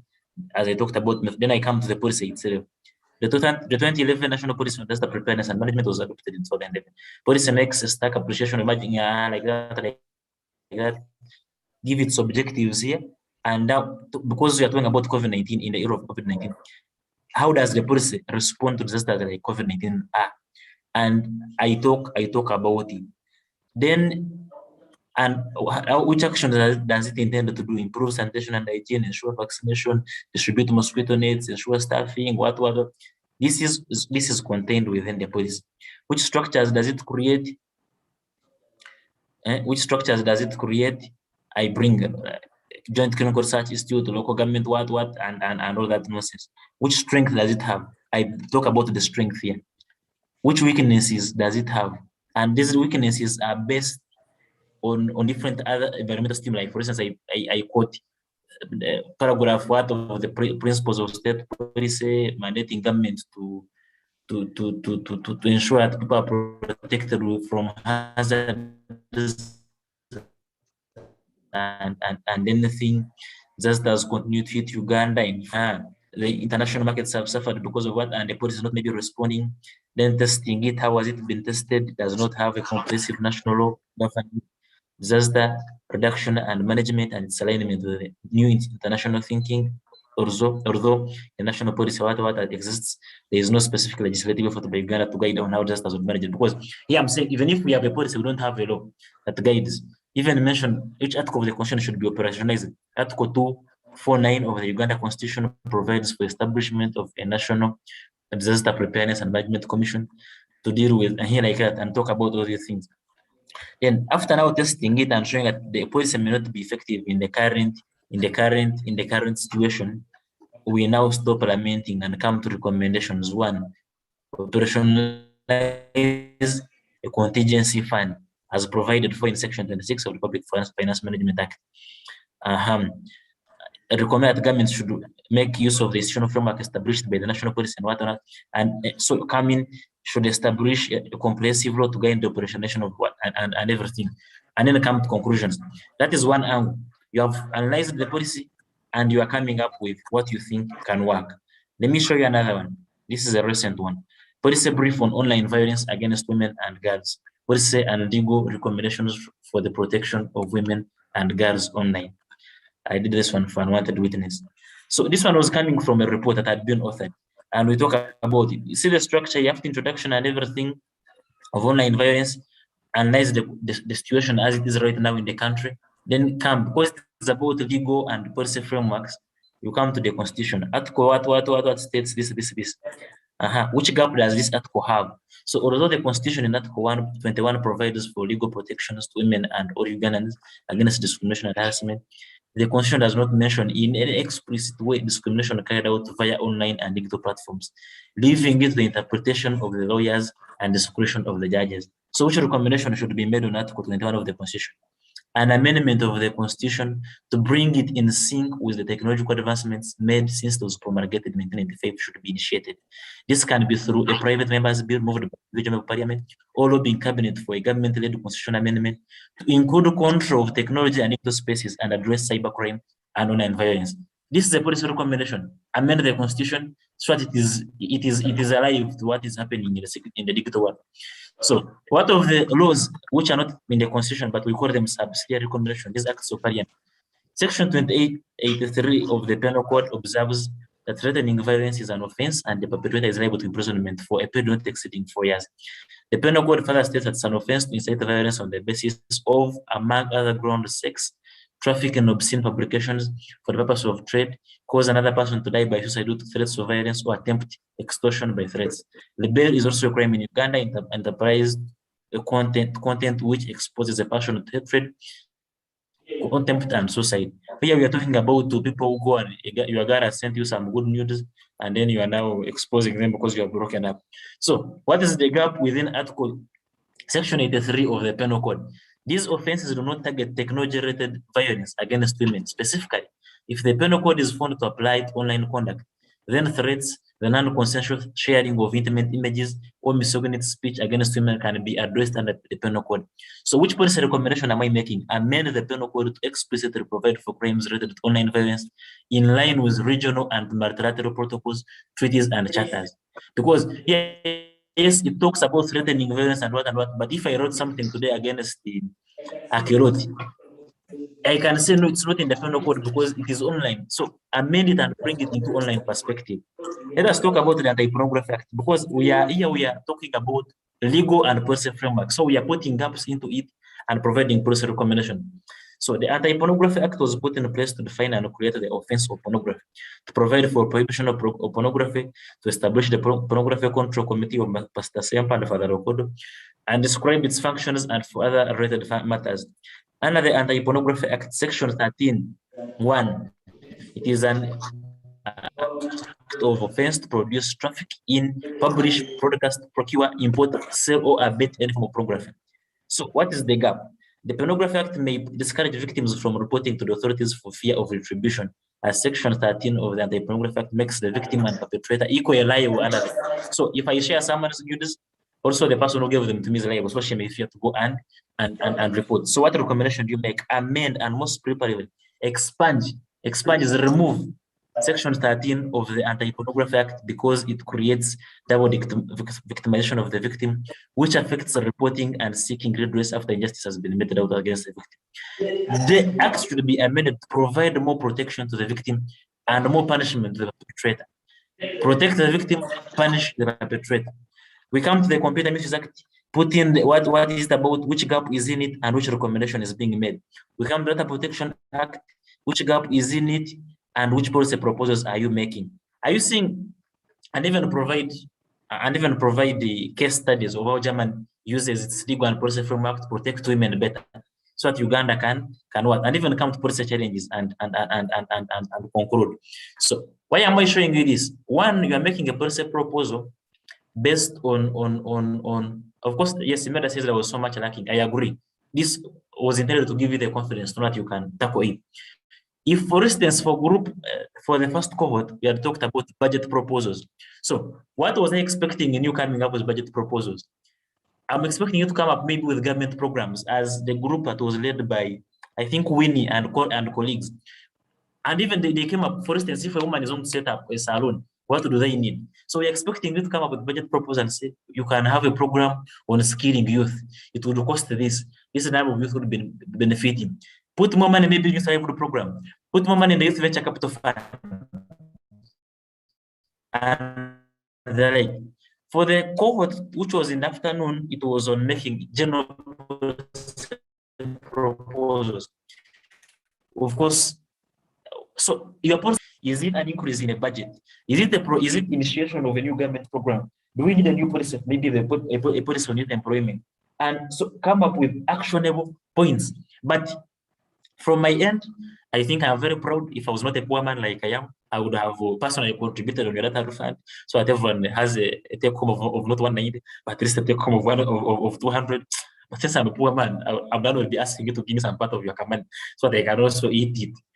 Anyway, I think for me it was a good trial, and I would ask when Primus is in the meeting towards closure, I would ask for a more, maybe an extension which some of us can do pro bono. I think Onesimus would be willing. A physical, we could go to the global platform in Apache and now have a physical one from this one, so that we create those centers of excellence, and from there draft physical policy briefs and policy proposals and make those arguments. We can have maybe 2-3 days in Apache and work on that. I think my donor Frank, you have had me, sir. My donor Frank, I hope you're here, and when Primus comes, we can talk about it. But for me, it was a good trial. I want to clap for you on that. Thank you, Frank. Over to you. Thank you so much, Prosper. Yes, you're welcome to Apache. I think most of us have been to Apache, apart from the new people. Yes, thank you, everyone, for presentations. I want us to use I want to use only like 30 minutes, and then we start by 1. We are off this space and we go and we do other things. Yeah, so that recommendation of the physical learning is I'm going to work on it, and Primus, I'm sure, is going also to welcome. Thank you, Prosper, for that. So I just want to share something, and I want to see. All right. Yes. So we are going to be looking at digital advocacy, digital storytelling as advocates. How do we tell our stories? Who is our target audience? What does it even mean? Yeah, but before that, I just want to share this. There's something wrong with my laptop today. I have no idea.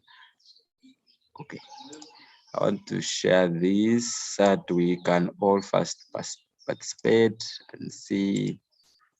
Yes. What did advocacy to you as an advocate, as a counsel, as someone who wants to venture in this field of policy drafts, writing policies? What is the digital advocacy to you? Yes. Okay. I've just dropped in the link. You can just share how you understand this, and then we see. I just want it to be participatory, because these are the things that we interact with every day. So I just want to hear from you, and then we see what is right, what is not right, what do we need to do. All right.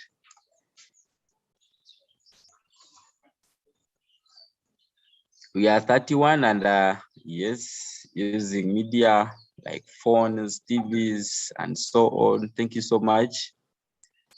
I'm sure that is Anita Humuza, who is talking about the phones.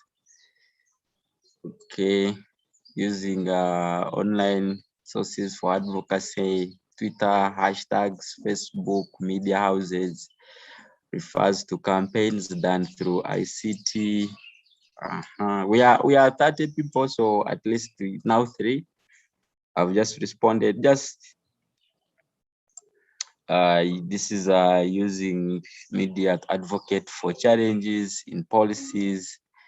Digital means technology, a technology way of communicating to public, to influence and call for action. Ability to influence others, taking into consideration the improvement in technology. It's the use of digital technology to mobilize concerned people around issues and concerns.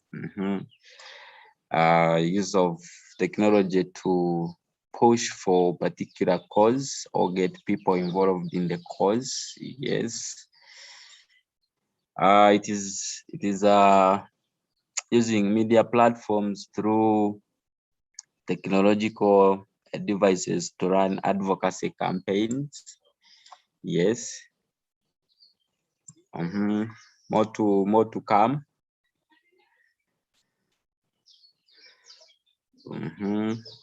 Yeah, this is the digital advocacy, and that is what it means, but more sample. So the first use of technology to influence people towards the cause. are true. Mhm.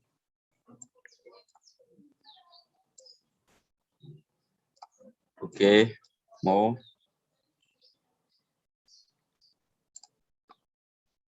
More to come.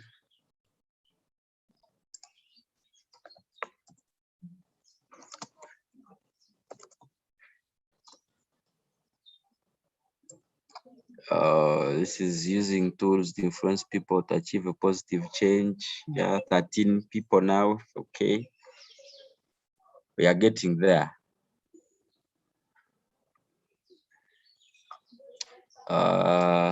Ability to mobilize officials through the use of technology. Yes.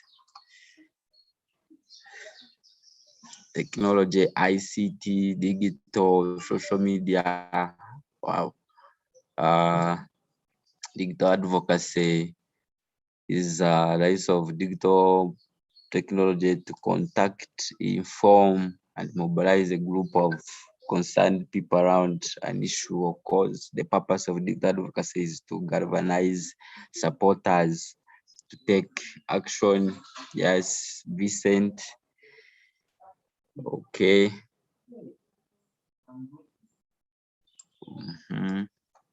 15.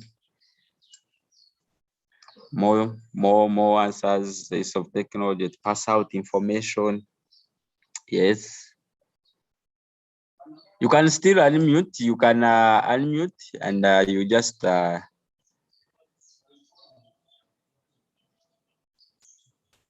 express it than typing it. Another one says using the new technology devices or tools, media to speak, influence, and fight for a particular cause or goal.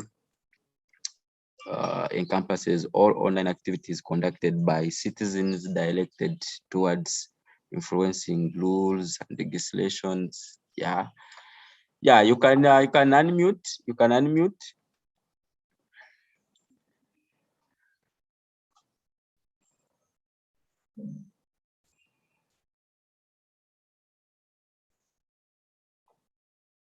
Okay, we are 18. More 5 to go.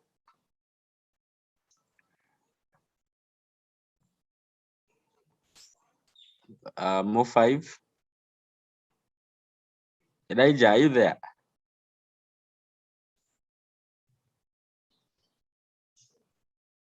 Yeah, man, I'm there. Okay. Okay. More 5 to close this, and then we see what it means, what exactly is. Okay.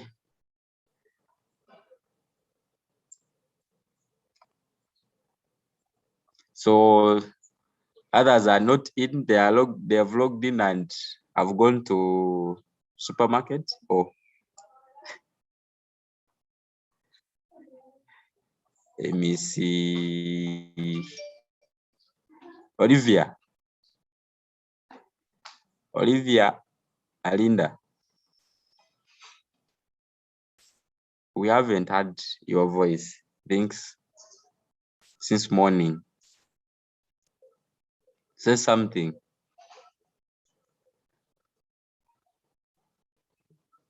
Yes, please. Yes.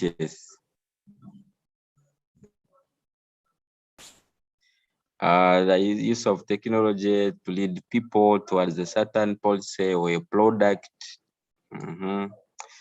Yes, more.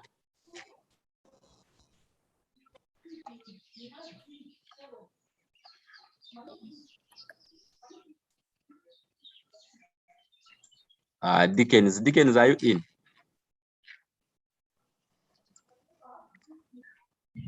Yes, Frank, I'm there.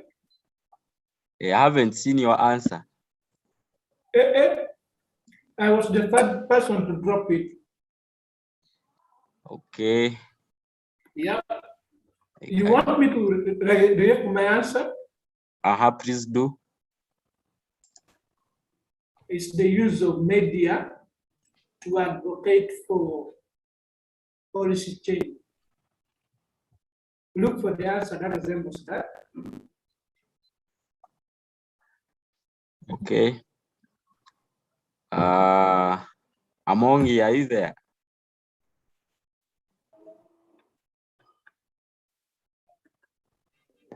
I'm there, Frank. I already sent in my answer. Frank. Okay. Hey, I'm there. I'm So there. was it My answer is already there. 19? Four to go. 4 to go.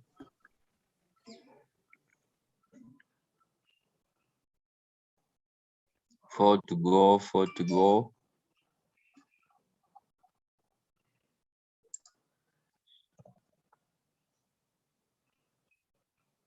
Oh, my network is on and off. I just had my name called out. Don't know what was it about. I was just saying that we haven't heard from you since morning. I don't know if you would want to say something about digital advocacy, how you understand it, Olivia. Oh, I've already sent my answer. Something dealing with digital, I know it's all about using gadgets like computer network or online things, activities to embrace something. My answer was it encompasses all online activities conducted by citizens directed towards influencing rules and registration. I'm around. Yes, thank you so much. Yeah, let me see. I remember was are you there? Three to go. So others have dropped when I've started calling some names. Okay. All right. No. We are still here. We are still here. Okay.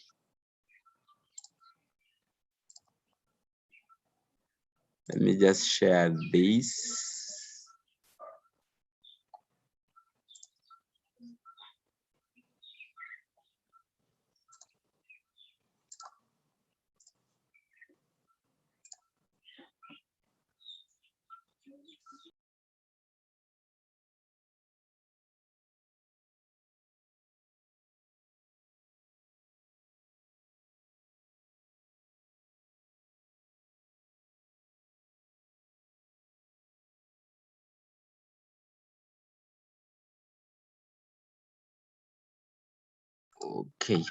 Okay.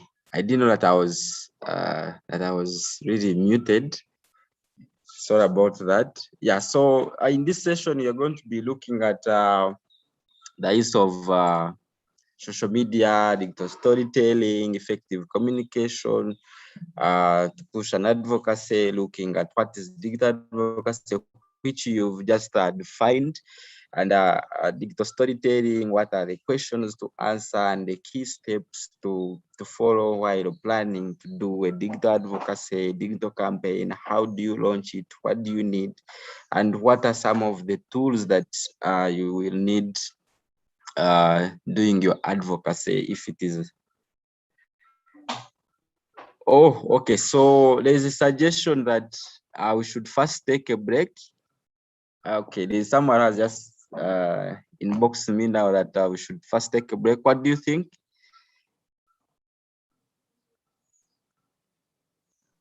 Yes, we'll first take we'll break off for tea. Then we'll come back. Okay. Thanks for the reminder. Thanks for the reminder. Yes, because Frank, we Frank, joined I would here at actually 8 suggest a.m. that we do not take the break. Okay, let's first have 15 minutes, right? 15 minutes, right? So how many minutes, Frank? 15. Let's have 15. Let's have 15. As I play my music, man. So let's have 15 and Please don't play music that is copyrighted, because this session is on YouTube, and we don't want to be flagged off by YouTube. Good enough for me. I don't know those things of copyright, manual what? Yeah, so I think maybe you can give us an energizer, you can sing for us, but copyrighted music can bring us issues. Moving forward, they should take us through things to do with copyright and other things, because some of us we don't know. No.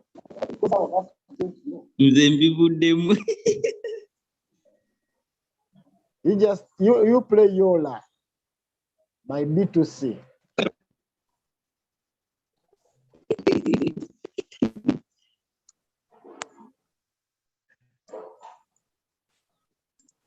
So Brian, someone is saying that you're a good rapper, so you can give us an energizer or for that. Who?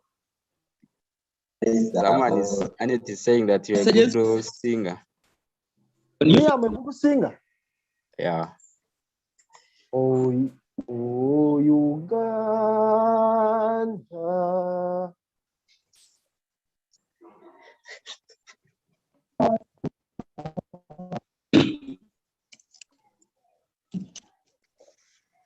Yes, Marion.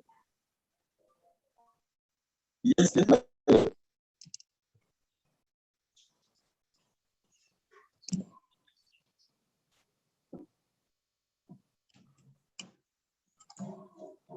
Marion, you can sing for us. Yes, Marion can sing. I know her.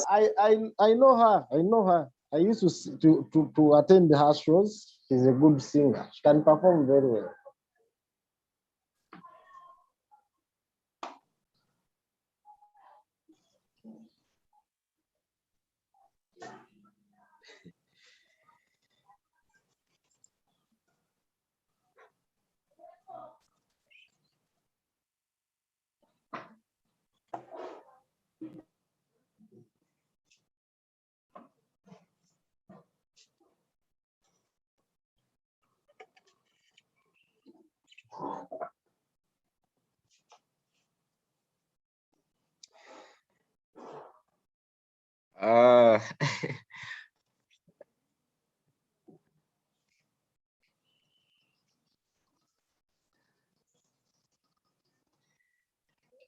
I'm having my tea.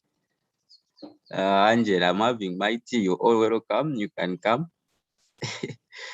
I have now believed that you are a political, as Prosper said. Of course, Prosper is the one who is a political person, not me. He's a politician.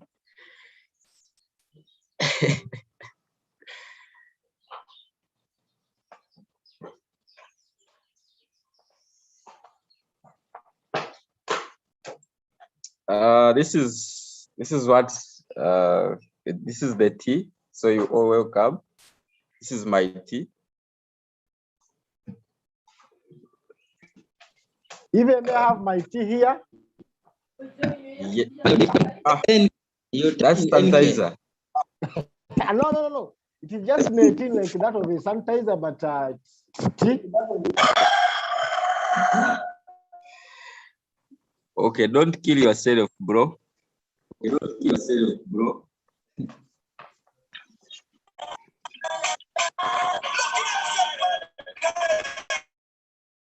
Vincent, we don't want to be flagged off copyright music.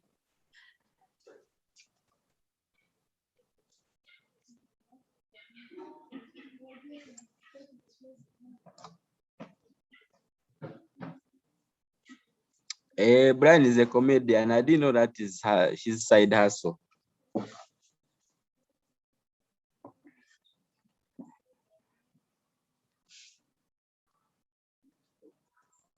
So Brian, you should be entertaining us since a comedian. Your next client is here. But really,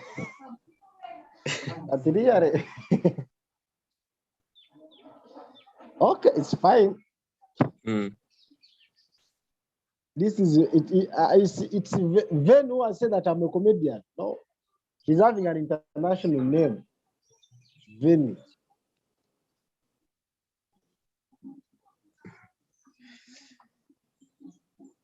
Then switch on your video.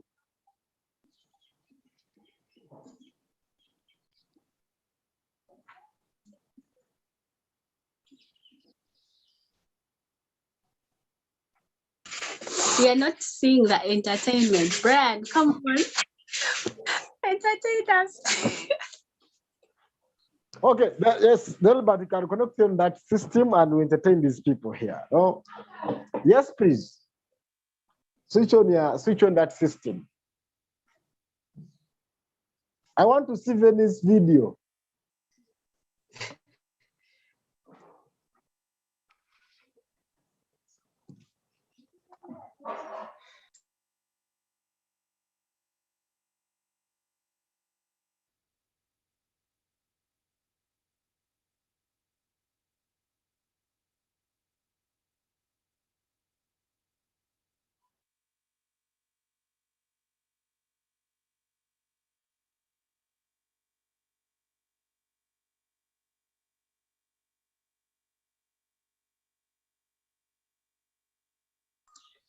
Flavia, again, are you in the kitchen or somewhere now? Brian is telling someone to switch on the system. I think Masindi doesn't have power. What here? I'm in the kitchen. Again.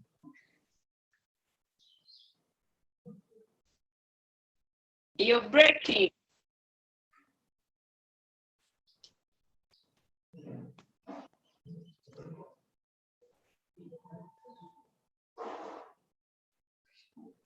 Yes, Winnie. Winnie, come for tea. It is here. I'm in Arua. Oh my God, Alua from Makere. Won't I find it's cold? We need some of ours. We shall warm it.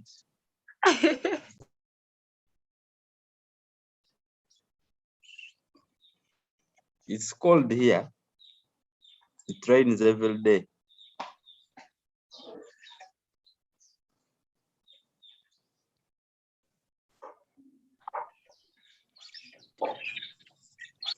Frank. Yes, sir.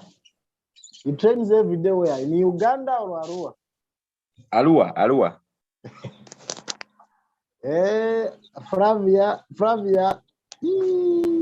Abana bali mukulia chapati. And see Flavia, see. Yeah, this is real inequality. Some of us we are just checking sanitizers and people are eating.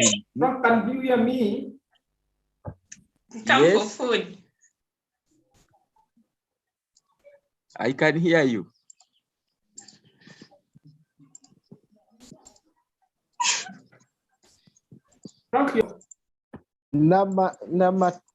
Namatanzi Brenda. Brenda. I just like this name, Brenda. Now I thought it's Namatanzi Brenda. Good morning.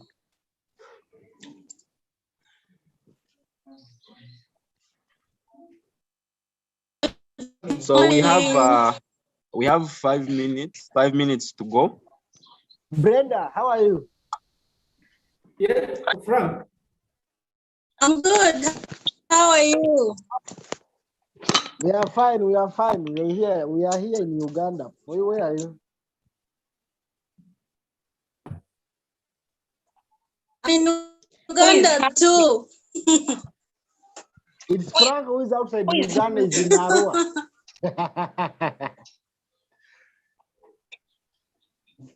Who is hungry? Only Frank is outside Uganda. And Yes, he's in he's in Arua. Arua. I can see Flavia is in the kitchen. That's nice. You dance for us. Dance for us. You dance for us. This is the woman. Venny says that I'm a comedian.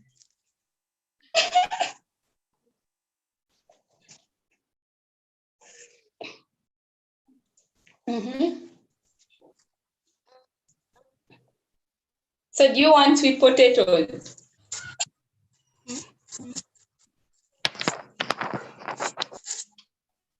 Brian wants. Who wants Brian? Brian, you want potatoes? Yeah. Me too. As long as you're serving, if it brings, I will have to eat.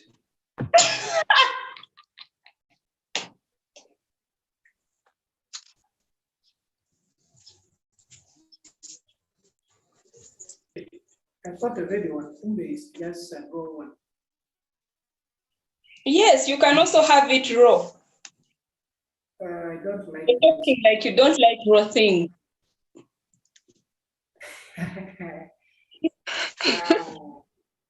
Guys, do you remember during I reserve my comment. in primary, some kids used to pack raw sweet potatoes in my village, where I finished my primary from. You remind me of a lot of memories. I think the break only I could for some theory.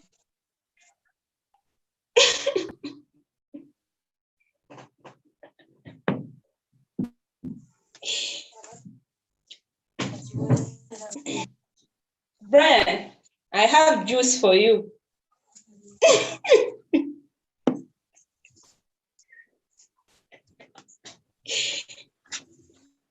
Deborah should tell us how the sweet potato looks familiar. Deborah is saying the sweet potato looks familiar.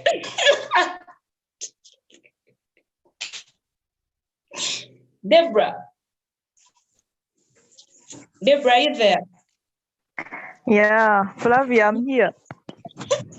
How does the sweet potato look familiar? Looks like from our village. I don't trust you, Flavia. Where did you get that sweet potato? It is Frank who said.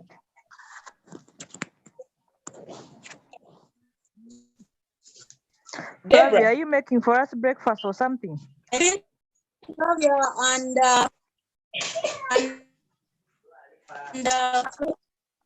and who? Flavia and who? Flavia and who? Flavia, when are you guys coming to Apache? From the co-host now. Hey, Apache misses you guys. We are coming. Flavia. We are coming to Apache soon. Me too. I really want to come to Pakwach. They Not said Apache, not Pakwach. It's Apache, not Pakwach. Flavia, tell her it's Apache, not Pakwach. It's Apache, not Pakwach. Yeah.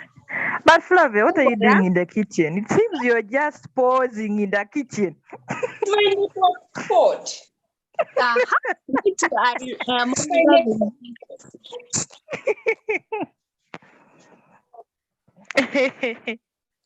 I cannot kill myself when the kitchen is here. So that's the only spot you could get. Only spot. Flavia, are you just Am I what? So 1 minute, 1 minute to go. We can tell our friends who are dropped off. Nah, Frank, it's not yet time. It's it's now 11:20. 19. So that means 1 minute to go. We can tell our friends to come in. Yeah, to come back. Deborah, come back. You can add more minutes for people to enjoy it, like they were enjoying the issue of kitchen, Pakwach. What Pakwach? Apache. Frank, this actually confirms that women and gossip. Yeah. And the only thing they talk about is kitchen, not even the environmental issue. What else can we talk about? No. It looks like it's a girl talk. Flavia, continue with potatoes. Brian has gone. Deborah. Brian, where is Deborah? But sharing. Hope the potatoes won't affect you. Have you ever watched a movie called Sweet Potato Destiny? Hmm?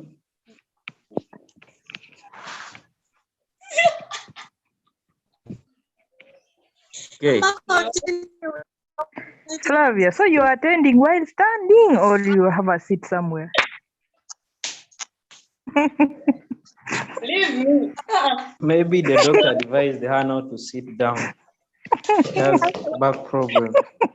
Frank, Yes, hello. our videos cannot be displayed. Why? Our what? People leave Our me. videos cannot be seen. Why? The videos are on. We can see you.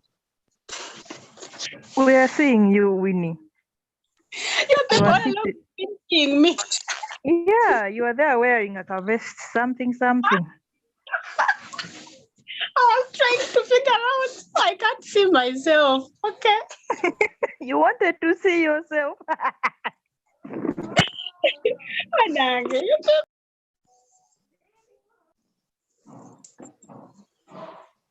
Okay. I think it's time for us to start. We can now mute. We are 26, so that means over 20. They are not here, so I don't know if they are coming back or if they are not coming back. We can remind them.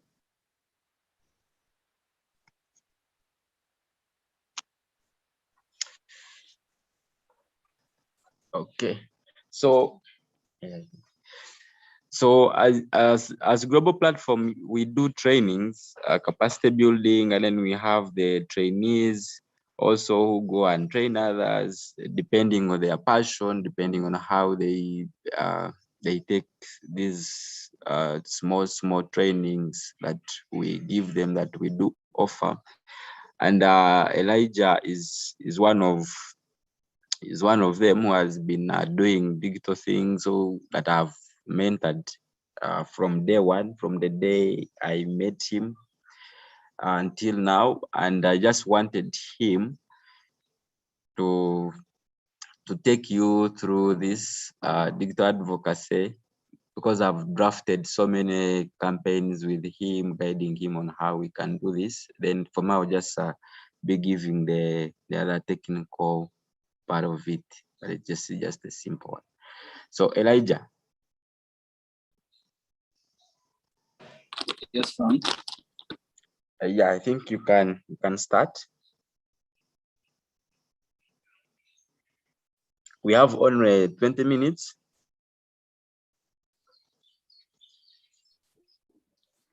Okay, thank you so much, Mr. Frank Biaruhanga, the only mentor that I've met in Uganda so far.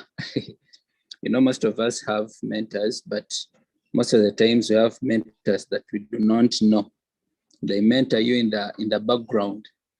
But I want to take the absolute honor to thank you, to thank Frank for this opportunity, because as young people, when we have these trainings, at the end of the day, we also become trainers of trainees, trainers of trainers. I don't know if that is the term, but that is called TOT, trainers of trainers. Is it, Frank? Trainers of trainees, something like that. Yeah, so I'm not going to take a lot of your time, because we already have about 20 minutes to get done with this session. But first, I want to confirm that we are all here. I don't know how many were in the first place. I think we're about 30 something, but we are 27. So people will actually get us on the way as we proceed. So the good news is we are going to be sharing about digital advocacy, digital storytelling, and the digital communications. Initially, we have already answered the question of what we understand by digital, what we understand by digital story. No, what we understand by digital advocacy. So what you see on your screen is a comprehensive definition of what digital advocacy is. So to me, I would define digital advocacy as the use of technology to galvanize people towards a cause, whether it's a policy or a product. So in this particular training, we've been looking at policy influencing. So now, how do you apply that policy influencing in digital advocacy? Because as much as most of the times we want to do policy influencing physically, but there are always spaces, more spaces like the digital spaces, to see that we share or to see that we influence for policies. Not only influencing for policies, but also influencing for policy reforms, as we've been looking at them in this whole training. So whether it's a policy or a product, digital advocacy is here to support. So it's an organized effort to influence the public perception. How do people understand what you're doing while you use the digital spaces? The digital spaces can be social media, it can be the website, it can be through the newsletters that you send, through the emails, and all those. So I think, Frank, we can get to the next screen. Yes. Okay. So here, this is the use of technology to galvanize. Yes. So besides digital advocacy, we also have digital storytelling, because as much as you're advocating for a particular cause or you're trying to galvanize or push for a particular cause, there is what we also call digital storytelling, that you tell your stories in a digital way or by the use of technology. For example, we have seen very many people of you that get to the fields. Maybe you're trying to do a project on, let us say, women empowerment. So for you to be able to continue or to proceed with the project, you have to first of all carry out a survey, or you have to first get to the area and make sure that how do you get to know what the people in that area are being affected. How do you get to know what is affecting the people in a particular area? So you do not have to get to the boardrooms. You do not have to get in your meetings where you organize your projects from, but you have to get on ground and get to know what exactly is going on. So now by getting on ground, you're trying to pick stories. So then what happens when you pick the stories? That is what takes us to digital storytelling. You start telling the stories in a digital way or in a digital manner. So what you see on your screen is the examples of digital advocacy or the digital stories that different people have actually done. You're seeing there is the Anti-Corruption Coalition, Uganda. So these people here, they're trying to advocate, they're trying to see that there is a need to face the issues of waste. You're able to read that. So small things like the texts, the short videos, the short films, the tweets, the posts that you make, those are the digital stories that we are talking about. I'll give you an example again. Most of you always celebrate the birthdays, more especially for the girls now. Yeah, you start doing videos, you fix pictures, you put music in the background, and nowadays you have Snapchat. So at the end of the day, you're really trying to show that this person's birthday. So you're trying to tell a story that by using those pictures or the art that you apply, that this person has been like this, or this is how I know that person. So people that actually read or people that actually watch what you're trying to share get to know what you are talking about. So that is how digital storytelling looks like. Yes, Frank, can proceed.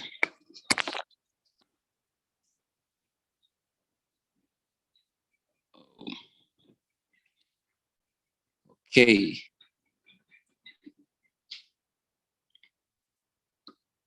All right. So again, as you saw, we have digital advocacy, digital storytelling, and then creative advocacy. So now you can tell digital stories in many ways. For example, through text on social media, just like you've seen on the previous screen. That is when you're using your Twitter, you're using your Facebook, or you're using your website. Yeah, telling stories in very many ways. Or you can tell them through a narration and images in a video, or through a narration in a podcast. Yes, now many of you actually have podcasts that you do, that at the end of the day, maybe there is a show that you host, and later it is actually played or it is recorded and then shared. So through all that, you're actually trying to do digital advocacy, or you're trying to tell stories in a digital way. Now, what I'm going to correct is that when you talk about stories, we do not basically mean stories embozi in Luganda. I don't know if how they call it in the other languages, but those stories that okay, let me call it gossip. Frank, I don't know who is the person that is not muted, but somehow it is interrupting. Okay, thank you. So when you're focusing on the videos, when you're telling your stories, you have to put quite a number of things in mind. First of all, you have to get to know what kind of a person, what kind of environment, or the target people you're looking at. The environment tells you exactly how you're supposed to schedule your stories, because you're not going to just get to the field. Maybe you want to influence for a policy, and then you need backup, or we looked at the problem statement on day one, that at the end of the day, you have to first of all identify, you have to have evidence-based research. You have to make sure that at least your policies are rich. So that is what is going to push you to get wherever you're supposed to get, and then be able to pick, and then you're going to be able to pick the stories. So now that is going to lead us to the key questions, you're supposed to ask yourself while you do digital storytelling, digital advocacy, and creative advocacy. So the first thing is, what is the issue or the challenge? Get to know what is the issue or the challenge. Now that one, you actually get into the problem statement, that you got to define the problem, do evidence-based research, as I've told you, and then and get relevant statistics and the pictures. Because trust me, you're not going to get to those offices, you're not going to influence anyone before you have these things. You need to know if you're getting to maybe a place like a patch, and you want to, you're looking at maybe, I've had electricity goes so many times, and when it goes, it will spend about 8 hours without coming back. So then how do you back that up? That is a very big problem. Maybe you need to inform the concerned, the stakeholders or the duty bearers that, hey, when the power goes, we have beverages or we have refreshments, those things that get spoiled. Yeah. So we need to have this electricity so that we can keep our products or our things very, very very, very safe, and for them not to get spoiled. So you need that kind of, you need to identify the issue. But maybe before I proceed, I want to be sure that I'm not very, very fast, as much as we are calculating time. I want to confirm if the pace is okay. If the pace is okay, let me see.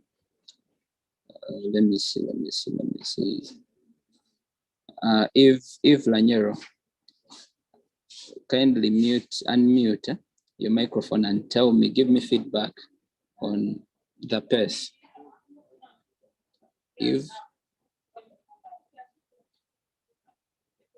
Okay, if Lanyero actually left the phone there, Frank, we are going to get people today. Let me see. Let me look at Brian's crush. That is Brenda Namatanzi. Yes, Brenda, unmute and give me feedback.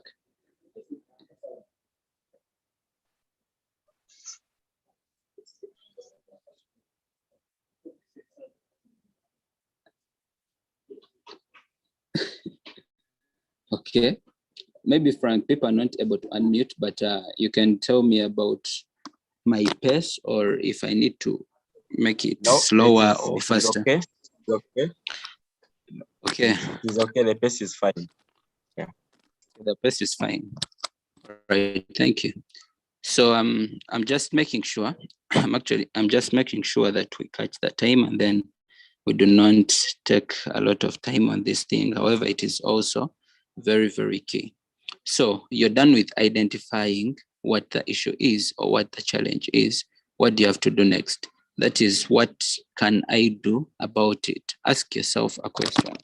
Yes, I have identified the problem, but then what am I able to do about this particular problem? So here you need to know the type of advocacy, whether it's a hard one or a simple one. Yeah. Most of you have done advocacy, and in this training, you've been able to know what is the hard advocacy and then what is the simple advocacy. But well, I can maybe recapitulate, and I will use a practical example whereby we had remember the bill in 2000 what? Okay, that bill where we had the Tojikwatako thing. You understand? So you realize that that was some hard kind of advocacy, because at the end of the day, there is a lot to put in. There is getting to the forefront or at the front line. So at the end of the day, you need to notice or understand that which kind of advocacy am I going to be doing? Is it a hard one or a simple one? If it is a hard one, you need to know the legislative processes, just like Prosper has been taking us through those legislative processes.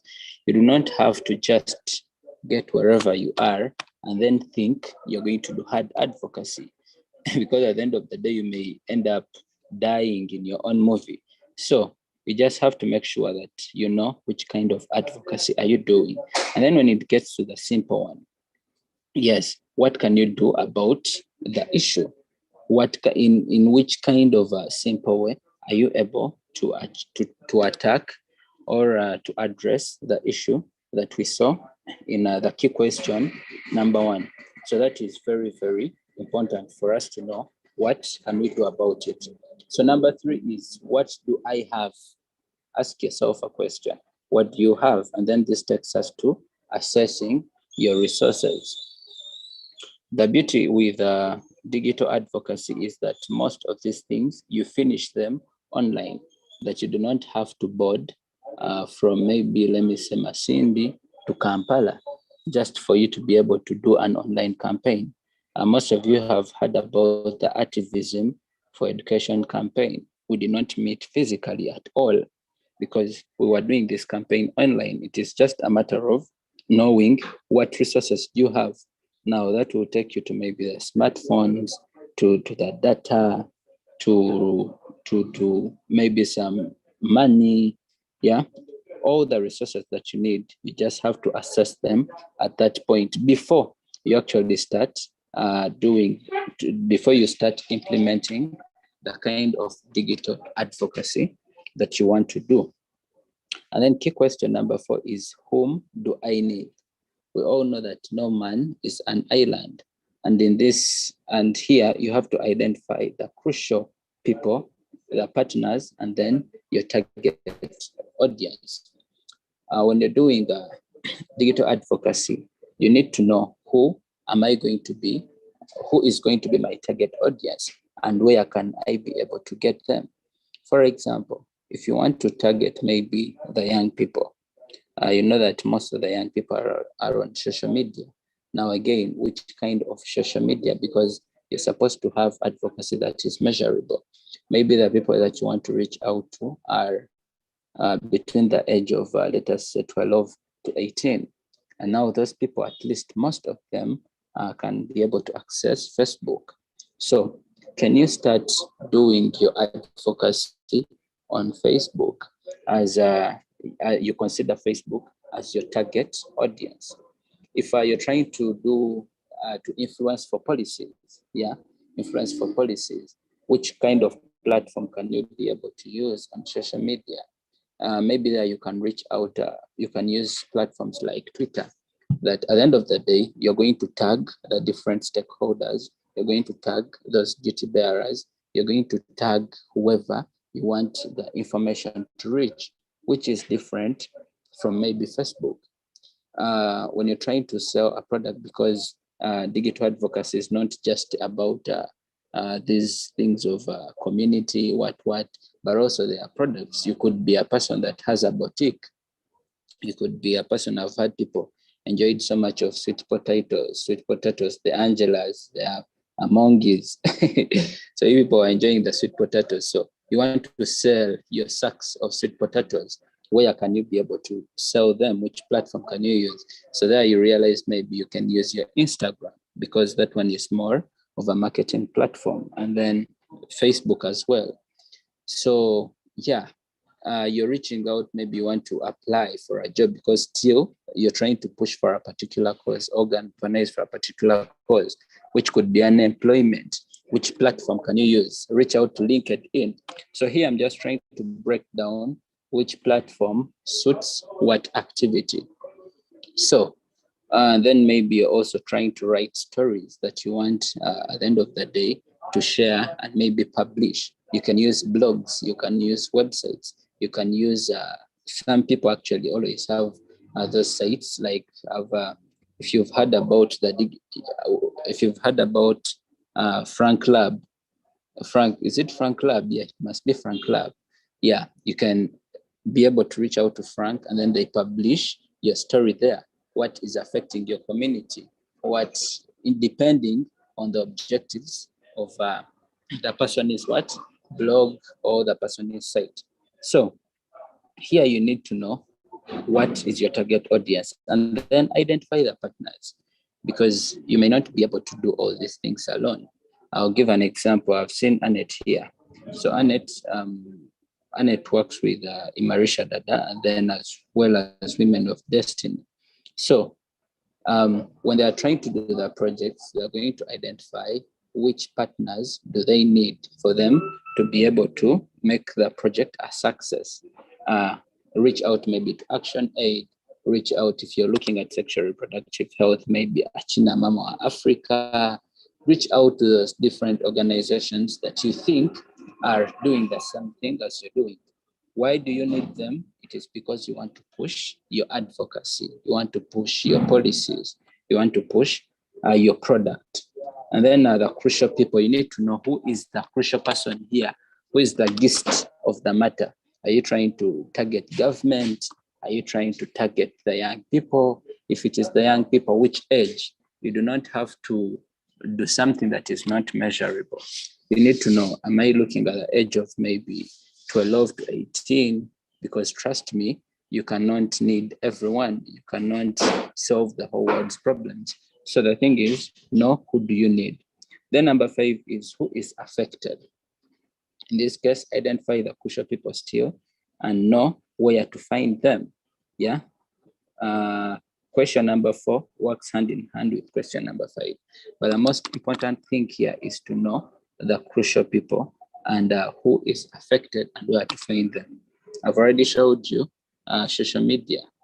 When we talk about, by the way, affection, it doesn't mean it is negative affection. It could be a positive affection as well. Because if you're trying to sell a product, if you're trying to sell maybe let us say the smartphones, which kind of people want the smartphones and which platform can you be able to use for you to sell your smartphones? If it is still in things to do with policies, you need to know. I had the other day, I've forgotten the person, but the one was talking about the issue of circumcision, those rituals, those cultural rituals. Yeah, you need to know when during that session, the young people, the girls get pregnant because the men want to prove that now they are circumcised and yeah, balinagasi. So here, you need to know who is that person that is really affected and where are you going to be able to find them. If it means you're moving from wherever you are, for example, I'll give an example of Action Aid. If they are able to move a global platform, if it is able to move from Apache and then to Masindi just to carry out an activity to see that they support the young people in a particular thing. So it's just a matter of knowing who is affected. And then number 6, you need to know where are we? Where are we? This is it is one of the most important key questions while you do advocacy, while you do digital advocacy and digital storytelling. Know where you are. Because as I told you, you cannot solve the whole world's problems. You cannot be in Uganda and then you want to solve problems of people in Malaysia.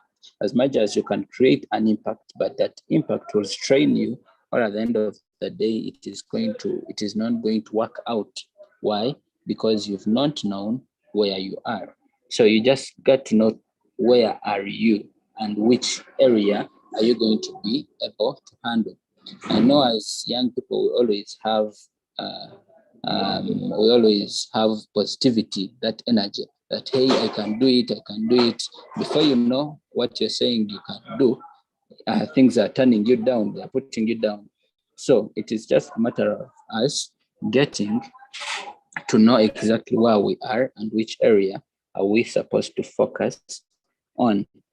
The number 7 is, where do we want to be? And now in this case, this is the vision, and then your mission is going to lead you to your vision, and then your set goals. For example, if you want to look at, if you're doing maybe advocacy on education, you want to change policies in your area, that maybe the girls of below this age do not have to go to school. Now, what is your vision at the end of the day? That in the next 10 years, you want to see that 100 girls of this age have actually gone back to school. And now when you have the vision, you have to know how do you reach your vision. And then that is how you get to set your goals and then set your what? Set your mission. So here,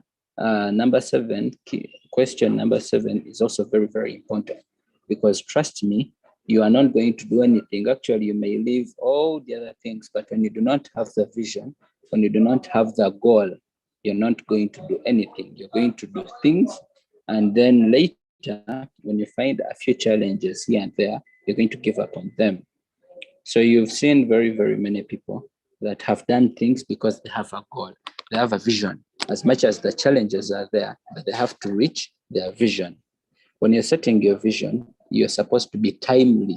Do not set visions that at the end of the day, you're not going to achieve. Set in the next 10 years, this is the vision. In the next 3 years, this is the vision. Or in this particular time, we have to reach this kind of goal. Work with your team. Do not work alone.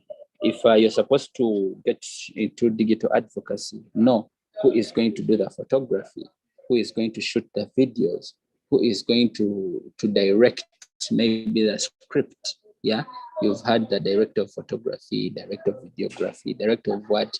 Those terms may not apply so much here, but you need to know who is doing what and when are they supposed to be doing it. So number 8, which is the last key question, is how do we get there? I've talked about it here already. How do we get there? There you have to set and implement the strategies, track your goals, monitor and evaluate them, create awareness, and then a communication strategy. A communication strategy is very, very important. Know if you're doing digital advocacy, what is our channel? Which communication strategy are we going to use? Okay, now, as I told you, when you have your goals, of course, there are always challenges along the way. So here I'm going to just take you through the challenges of digital advocacy and how you can be able to overcome them. The first one is cyberbullying. You've heard about cyberbullying, whereby maybe someone is actually they are going to, let me say, bully you digitally. They're going to make you feel small. They're going to make you feel like what you're doing is maybe is trash, it is nonsense, it is not working. So there are always these bullies. Maybe you're going to do a post, they hack into it, and then they change whatever you wrote. And then maybe they just try to divert the stories according to their interests. So you should be able to know that those things are going to happen. And then we shall also see how can we be able to solve them. Then there is a censorship. That is why you were saying when during the break, Frank was not permitting anyone to play music. Why? Because this, when you're looking at digital advocacy, there is what they call censorship. Some things are copyrighted, so they are censored. You cannot just post anything. You cannot just use someone's picture. You cannot use someone's video just because you want to do advocacy. Now, most of you want to record your videos and then edit them with people's songs. You're going to put I'm a match Pepe in your video because you want that background music. That is why at the end of the day, we ask people that do digital storytelling to just use these simple beats. You know, those beats, the ones, there are very many, we shall look at them. The ones that are like cinema, the whole Afro beats, all those things. Those things are able to support you, but do not use content that you've not sought to use or that you've not asked for. Yeah. And then there are arrests when you're doing digital advocacy. You're holding your show, and then because it is anti-government, at the end of the day, you're going to see when they are coming for you. So make sure that you are safe. That is what we are talking about in the training, that when you're trying to do policy influencing, you have to know who is your backup. Who are you going to call? Are you able to call Frank? And then they talk to the DPC, and then they say we shall sort those things. So make sure that there is backup. Whatever you're doing, know that you've told someone. That is why here we need to have strong networks. Do not just do advocacy for the sake, but do it when it is serious. And then we have lots of social media accounts by hackers. This one has happened to me very many times. And I've had a very, very bad experience with social media accounts. You're managing accounts, and before you know, because it is growing, then it is hacked. And then tomorrow you do not have access to it. So be careful with this. What does it mean? Always use strong passwords. Always do not log into devices just like that. You're managing a social media platform of a certain movement. Let us say the Alternative Uganda, the Brian Magaras. So at the end of the day, if you're managing that kind of a movement, do not just log it in any device, in any computer. Make sure the passwords are strong. Yeah, just make sure it is not hacked. And then social media suspension and ban. This is common on Twitter, that you have to know what are the rules of the particular social media platform that you're using.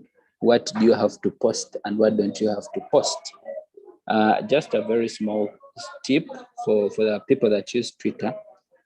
Just always make sure that when you're trying to retweet or when you're trying to tweet content, or actually liking and retweeting, that is the most important thing here.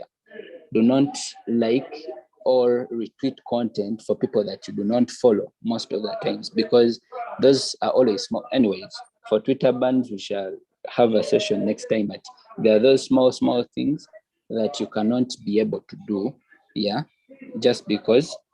Yes, Brian, welcome back, but mute. Thank you, sir. So, what was I saying? Yes, the suspensions. Just be careful about what can lead to your page suspension. Putting in, for example, logging in with wrong passwords. Be very, very, very careful when you're logging in into a device, because if you put a wrong password, they will suspend it. For you people that use iPhones, you know what happens. That you try to sign in into iCloud and then they tell you use it in the next 21 days. So what does it mean? you are not going to do any advocacy in the next 21 days. Then flagged content, discrimination among social media communities, those are self-explanatory, limited finances. Yes, this is very true. But as young people are activists or activistas, these things we can overcome. Limited finances, those ones we can always see how to deal with them. Do not fail to do advocacy because you want to tell us you do not have finances. That is not reason enough, because we know that at least you're able to do something with or without the finances, because either way, finances will always be limited. You cannot always have enough. So that one, actually, that is why digital advocacy here is a very, very big concept. What you're not able to do in a particular place, you are able to do it somewhere. For example, if global platform was supposed, or an action aid was supposed to do this activity physically, you need the breakfast, you need lunch, you need the transport refund, you need what? You understand? So at the end of the day, the online spaces are helping very, very many people to spend less or to cut the costs. So digital advocacy helps on that. Yes, and then stereotype tendencies. We now have stereotypes that, hey, I'm a man, so a woman cannot do this, those things.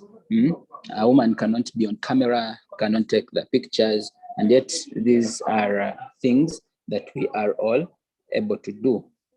Frank, tugende maaso ssebo.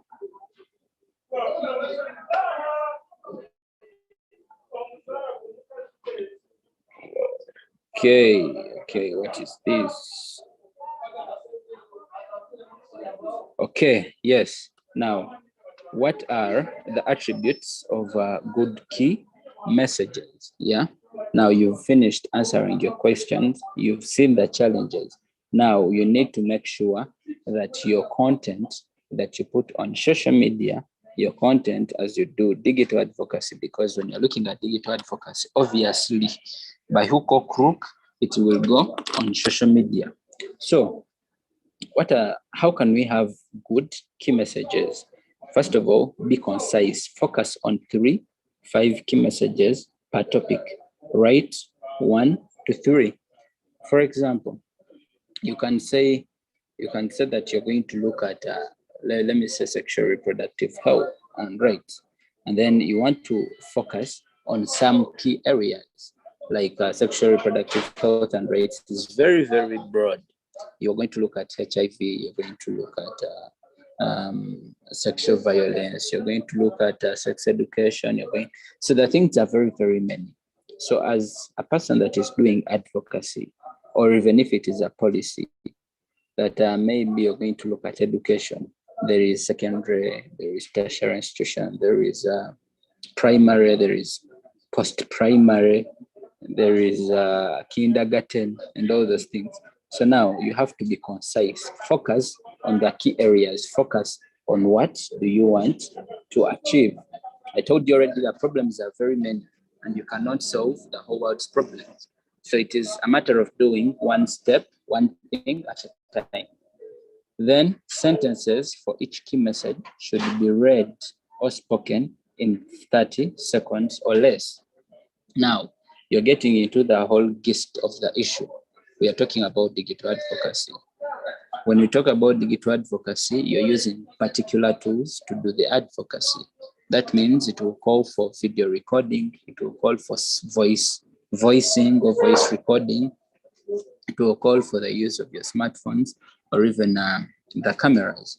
So here, when you're trying to do, this applies most of the times in digital storytelling. When you're trying to tell a story or you're putting out your message, how long is your story? Most of the people you've seen, even you yourselves, when you're trying to play a video and then it is taking forever, that one you just skip. So just have that mind that someone is not going to sit there and then hear that when we went to Gulu, then Gulu we met Salim Saleh. and then we did not get the money, and then we went back home. So I went to the point. In other words, tukira kunsonga, hit the nail in the coffin. Remember, at first we looked at which areas are we going to look at. Focus on a few things that I'm going to talk about HIV. I'm going to talk about this. So here in 30 seconds or less, are you able to talk about all those things in a video or in a voice? Then strategic, define, differentiate, and address the benefits. Most of you have applied for the jobs, and then in the interview, they will tell you, talk about yourself in 30 seconds. Okay, not 30 seconds, but maybe in a minute. At the end of the day, you have to talk about what is your name, where you come from, why are you applying for the job, how will the company benefit. So are you able to be strategic in your key messages? That is very, very, very important. Then relevant, balance what you need to communicate with what your audience needs to know. Do not have a lot of gossip. Do not have a lot of gossip or a lot of lugambo. Yes, the women call it lugambo, because at the end of the day, people are going to lose track. Know what you're going to speak. What do you need to communicate, and what does the audience needs to know? If you met, let me say, if you met someone like Kenny Mulinde, Frank, you remember that gentleman who will tell you, tukira kunsonga. Don't start rotating around what, yeah, you know? So it is, please mute the background noise. Oh, there is background noise. Okay. So the host will support on that. So make sure you know what the audience needs to know and what you need to communicate. Then compelling, decide meaningful information to stimulate action. When you're doing digital storytelling, it doesn't mean that you are only going to use someone who is going to speak as if it is a documentary. We can have graphics, we can have drawings, we can have artwork. That is what we call activism. You can have paintings. So can you be able to maybe write and gender-based violence on a chart with a marker and then record something when you're speaking about it? So someone is going to listen to your message, and at the same time, they're going to look at what is on that paper or what is on that chart that you're trying to do, and then they relate. So that is what we call a compelling message. Someone is going to take it in, like it is going to sink, yeah? It is going to sink into their minds, like most of the guys here when they're trying to do what? They're trying to convince the girls, and there are those key messages, that compelling information that is going to enter your head and be like, man, I'm not leaving this guy. You understand? Yes, compelling, design meaningful information to stimulate action. And then simple, it should be simple. Your message should be simple. Use easy to understand the language, avoid jargon and acronyms. You're going to start telling us parables. And then someone has to be like, what did he mean? Make sure the language is as easy to understand as possible. Remember, we looked at the target audience. You're not going to start speaking hard English for the young people. It has to be fun. It has to be very, very enriching. Like it has to suit the target audience. So know when to use what. It has to be easy to understand and avoid those jargon and acronyms. Then memorable. Ensure that messages are easy to recall and repeat. Easy to recall and repeat. Avoid long run sentences. Yeah. Okay. Frank, my internet is unstable, or I saw that from another thing. You okay, like Jagon? Please confirm. Oh, okay. Okay, so ensure that the messages are easy to recall and repeat. Avoid long things. Avoid long things. When you're trying to post on Instagram or on Facebook, maybe for Facebook, usually there is also a limit for how big is your video supposed to be. So at the end of the day, if you're recording and thinking that you're going to upload a video on Facebook that is as big and very, very long, that is not going to work for you while you do your advocacy. For example, no, not an example, but let me give you a scenario that you have to take your policy to the districts where you come from, and you're trying to tell them that, you know what, in our village, the thieves have become thieves. Can we advocate and have at least some, how do they call these boys here who cane a lot? I'm forgetting their names. LDUs, those guys. Can we have at least some LDUs put in our area, because the thieves have become very, very disturbing, maybe.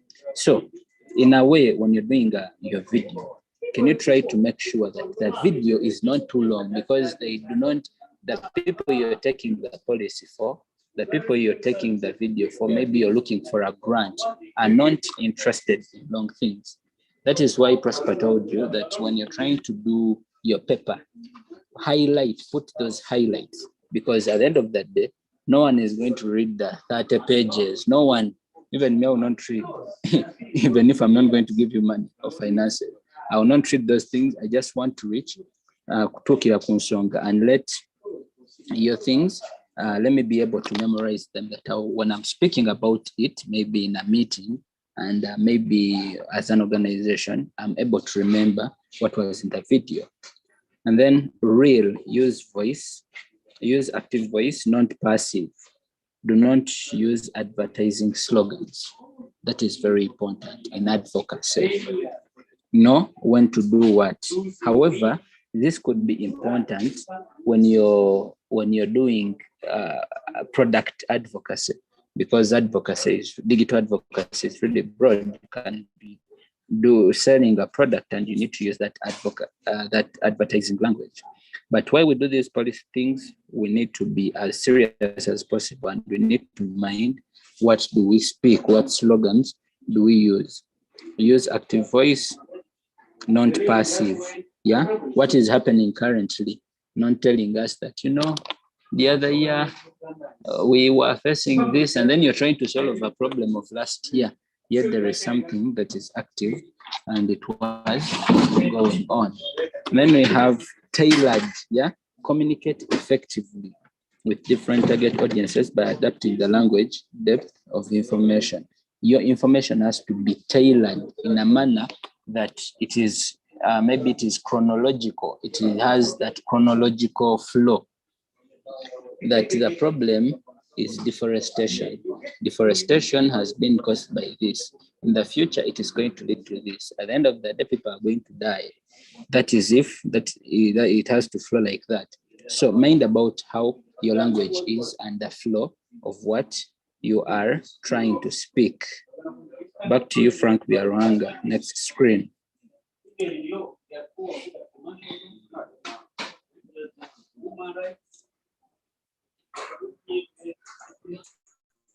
Okay, let us navigate. Yes, now the key is, okay, Frank Wantwala speed na ekale. Hashtag advocacy. Now, most of the times, okay, let me start from here. The key instrumental components of Twitter, yeah? It can be, these things will apply on Twitter, it will apply on Facebook, it will apply anywhere. Know the trending topics. Most of you want to deal with, you want to solve problems that most of the times are going to go silent. Let me give you a scenario. You're trying, you're in a school, let me put it at the level of a school, and then someone is trying to advocate for, we are eating a lot of posho and beans. We need rice and meat. And then someone else is saying, we do not have chalk in the classroom. We cannot be able to study. Which thing is going to trend the more? Which thing is going to carry more weight? Choose which policy you are going to advocate for digitally. What are you going to do first? And then the beauty with digital advocacy is that it will always show, even if you went to your Twitter right now, it will show you, let me see. Let me actually check on my Twitter and I see what is really currently trending, and you'll agree with me, even if you checked on your Twitter as well, it is going to show you the same things, because trust me, what trends here is what is going to trend somewhere else. So always first go and look at the hashtags that are trending. Do not do advocacy without a hashtag. That is called call for action. Because if you do not put a hashtag at the end of that day, there is no way people are going to get back to you. You've seen very many times when people are trying to do, when you're trying to do campaigns online. I'll give an example of the campaign that has just been recently happening, the Activism for Education campaign. At the end of the day, the hashtag will say, #rescue the dreams. That is communicating, #sorry my innocence. You understand? The hashtags have to communicate with the trending topics. First, search for the hashtag. Another hashtag will show you this hashtag has been used by 41 million people. Maybe 24 million people have used the same hashtag. So that when someone is trying to look for the hashtag, they can just type in maybe education, #education, and they are able to see all the information that has been tweeted about information about education. Frank, a little bit, Wally, on the previous slide, there's something that I was getting to. Okay, current news, credibility, verified, yes. Some things are important here, though even when you do not have them, it doesn't mean that you're not going to do the advocacy. What's happening? Know what is happening, even if what you're trying to do is not happening now, but as long as you can influence for it and it happens very well in your circles, that is okay, then credibility. You've seen people who have blue ticks on Facebook, on Twitter, others have the critics. What do they understand? What do they represent? It means that those accounts are verified. If you're looking at verifying your account, it means that you either have to be with a bigger following or you pay for the account, for that tick, the blue tick, because it is going to show that your content is actually the right content. For example, when you're most of you people trust social media and others do not trust it. Now, what happens to the people who do not trust it, like us sometimes? You want to get to know that maybe the president is going to speak tomorrow. What will I do? If I do not watch it in the news, I'll go to maybe Ministry of Health handle on Twitter, because I know by all means it has to be, a post has to be made there. And then I will not just go for Ministry of Health, because very many people, we call them catfish.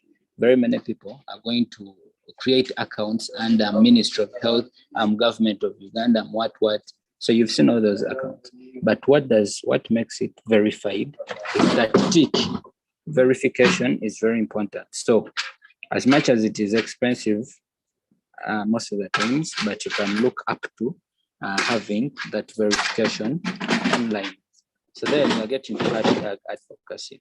When enough people get together to share campaign messages on social platforms such as Twitter or Facebook with one hashtag, the message can trend and receive significant attention from users, media outlets, and even decision making. Now, this one goes back to the issue we are talking about in the key questions. Who do you need? Who are you working with?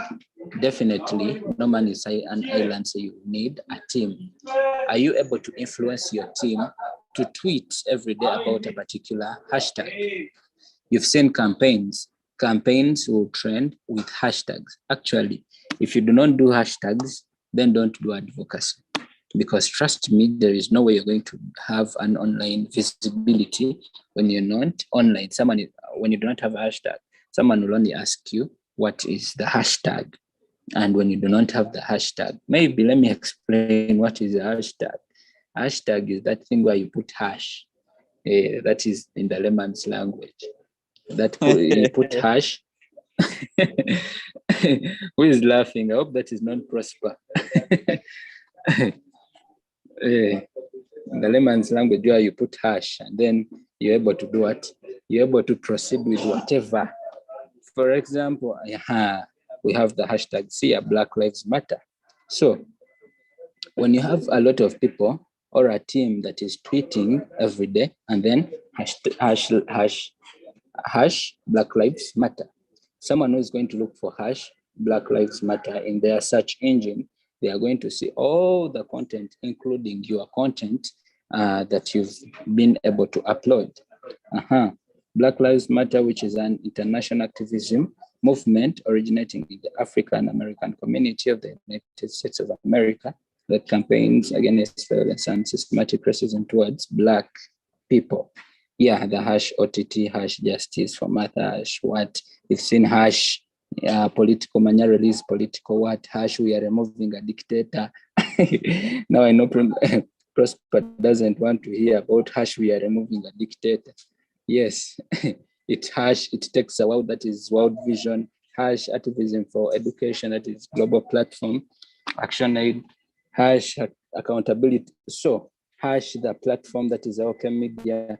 So you just look at what hashtag are you going to be able to use and then influence, tell people use the hashtag, and then always be careful about the spellings of the hashtags, because you may also hash activism for education campaign.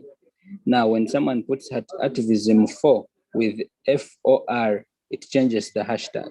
When someone puts some important hashtag yes, in the chat. Some important hashtag in the chat. Let me see that hashtag. This is Delbert over. The voice sounded, yes, hash X Lives Matter. Okay, cool. So yeah, make sure that you share the right hashtag and give people the right spelling. When you don't give them the right spelling, trust me, it is a different hashtag. Frank, we proceed. Please use hashtags as much as you can. When we are in Twitter spaces, we always say follow the what?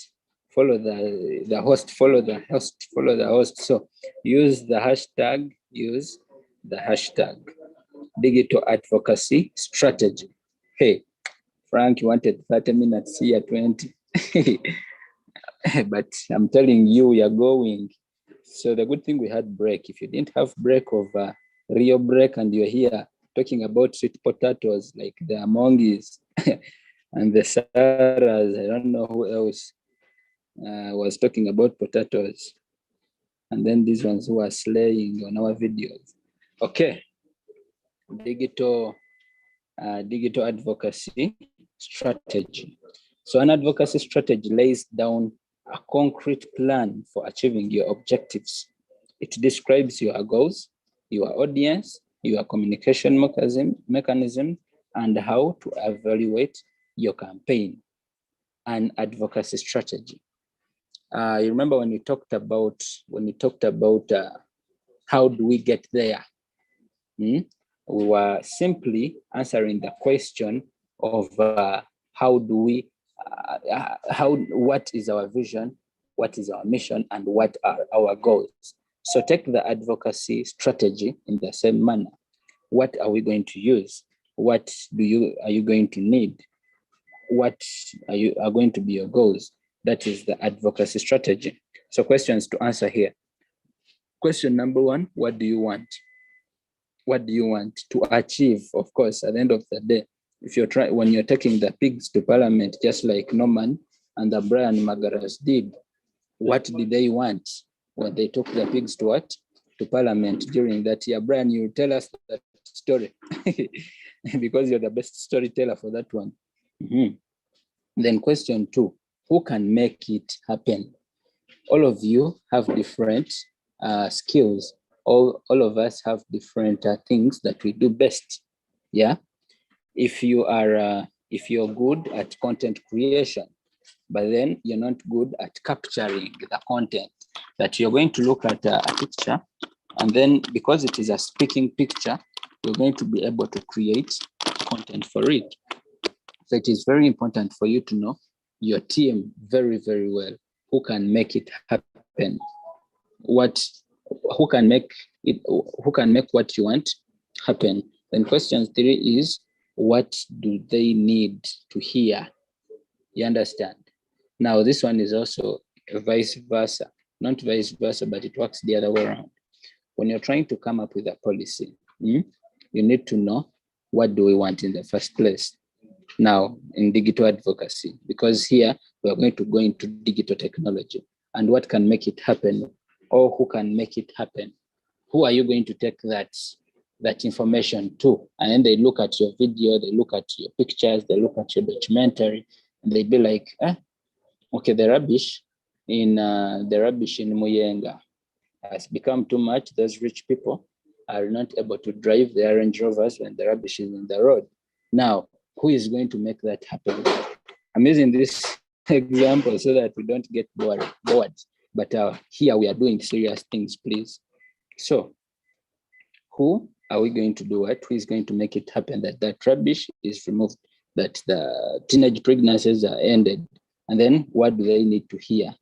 When you're doing whatever you're doing, do not look at yourself alone. That, hey, I want to do this project so that I get my 20 millions as data refund. You understand? But you're going to put yourself in the shoes of the people you're trying to take a concept to, a policy to, and know what will they need to hear. If I tell them this, will it work for them? Because trust me, what is sweet in the ears will always have good repercussions at the end of the day. Then question number 4, who do they need to hear it from? You understand? Now in your team, who is able to convince? You understand? Some of you be like, that person Muzibu, if he spoke to you, trust me, he will turn all the tables. Someone wants to raise a concern? Someone is saying something or they forgot to mute. Let me see. Marion, you're unmuted. Yes, thank you, Frank, for sorting that person. Then who do they need to hear it from? No, who in your team is able to deliver very well when you're doing your advocacy strategy? These are questions, by the way, you're supposed to be answering in advocacy strategy. Then question number 5, how can we make sure they hear it now? What are you going to use? Here, that is where these things are activism, art. Advocating using art comes in from. How would they be able to hear it if we have spoken? Because people have spoken and spoken and spoken. So now we want things that are practical. Can you do for us a short film that you're trying to show that, hey, in this village, we do not have water. People are moving 10 kilometers to fetch water. In this village, the boys have become impossible. The pregnant women are very many. Take for us those pictures. Yeah, take for us those videos with those girls with their consent, by the way. Do not start getting people's videos without their consent. They will get you and arrest you. So how do they make sure? How do they make sure they hear it? Make sure that you now the boys here will be what? Will have more experience in this when they're trying to get, for example, maybe Makara Brand is trying to get Brenda. What does she need to hear at the end of the day? Question number 6, what do we have? That one I will not get back to it because we said it already. Question number 7, what do we need? We said that already. And the other questions. So now, how to launch your campaign? You've talked about, you've known me, what are your resources, what do we need, who do we reach, how do we do it, whatever. Now you've reached to the real gist of the matter. Remember, when you're doing digital advocacy, you're either doing it for a movement, you're doing it for a campaign, you're doing it for whatever thing that you want to do. So now you have to launch it. Mr. Biaruhanga behind the call. I'll wrap very fast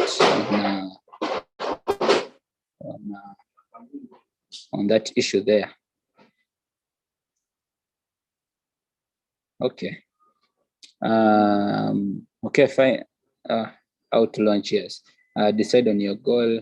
That one, identify the problem, research, development, analysis, figure out your target audience. Yeah, this we have already looked at it, so it applies. Yeah, digital advocacy, digital storytelling, and creative advocacy.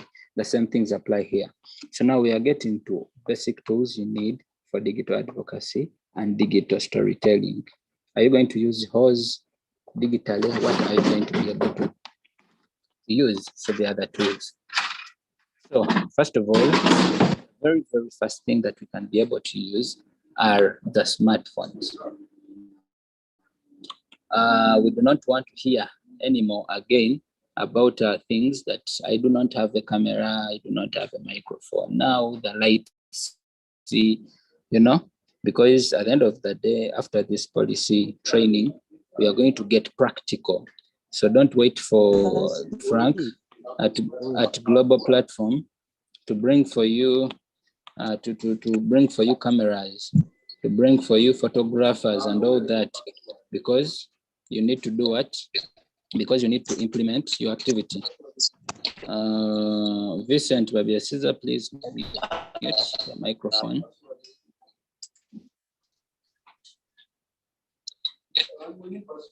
Vincent wants to speak or something. Okay. Elijah, So, you can proceed. can wind up. Yeah. Yeah. I think this is the last slide, right? Or the second last? They should be the last, I know. Or the second last. So now, the smartphone. With only the aid of a smartphone, you can be able to do your complete and successful digital advocacy campaign from A to Z. Why? Your smartphone has the microphone, your smartphone has the camera, your smartphone has your target audience, that is to say Facebook, the Twitter, Instagram, LinkedIn, and whatever you're trying to use. Your smartphone still has applications that you're able to edit your content and be able to publish it. So it is self-contained, be able to use your smartphones for advocacy. Get into the community, take the videos, edit them on your phone, create content for them, post to them. What else do you need?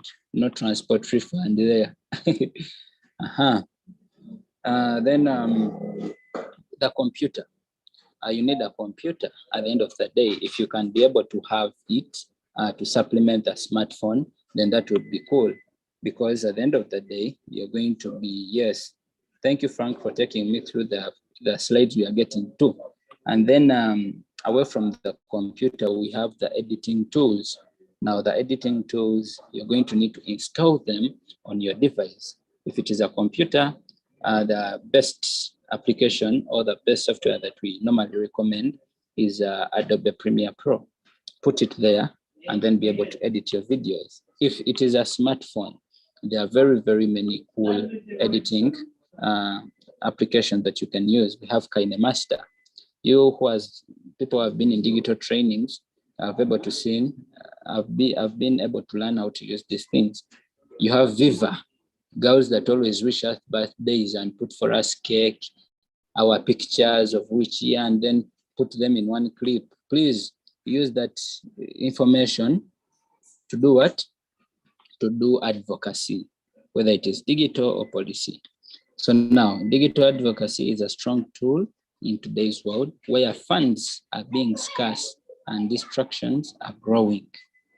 The success of your campaign ultimately depends on how much work you put into its beginning, from the quality of your research, your monitoring, and your evaluation plan, and the creativity of your content. So where you cannot be able to reach physically, the digital spaces are always available.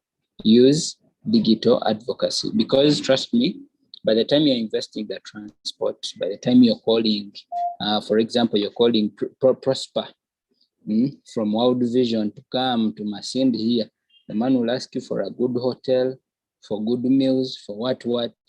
So at the end of the day, when you don't have the resources, put him on Zoom, tell him to start speaking and give him a 20K for him to be able to put data. So Frank, the screens of done. My screen is blank, but I know there was something there. Yes. I think. Yes. Okay. What is digital safeguarding? I think my laptop is. On this month, yes, 20K. Yeah, the screen is. It has disappeared again. Okay, there's something that is happening. Okay. Thank you, Elijah. Rebecca, you're saying something?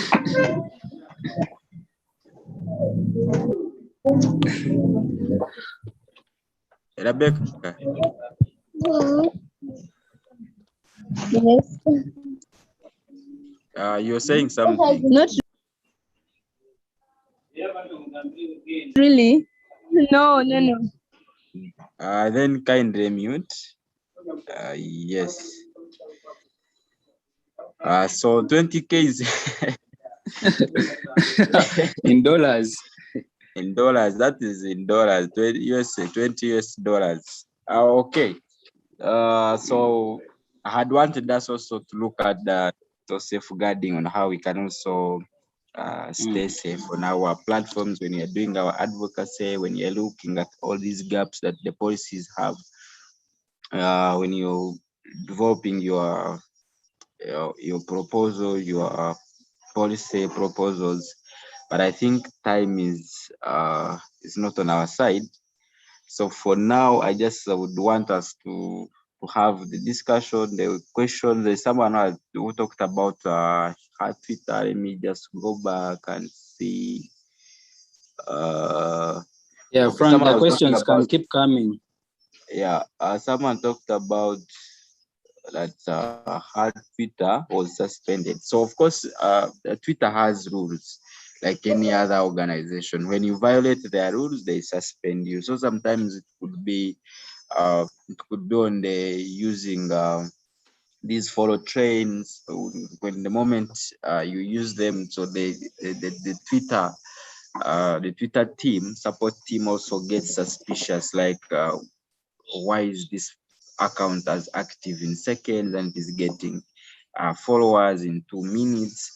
Maybe you're engaging in other Twitter rules that violates their rules. So there are so many things that, although so would want us to also to look at the Facebook, it's as a platform. We look at the YouTube as the platform. We look at the Twitter on its platform. We look at the IG, the histogram as the platform. We look at the Telegram. We look at its securities and where you can go on these platforms. But time, Prosper, just this is a policy, but he just fixed them also just to give you at least these basics for you to do work on that.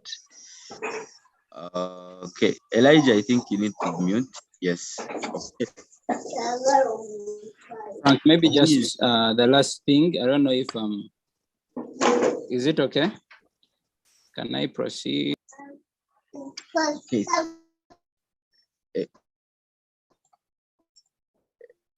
Okay, I think now the background is fine.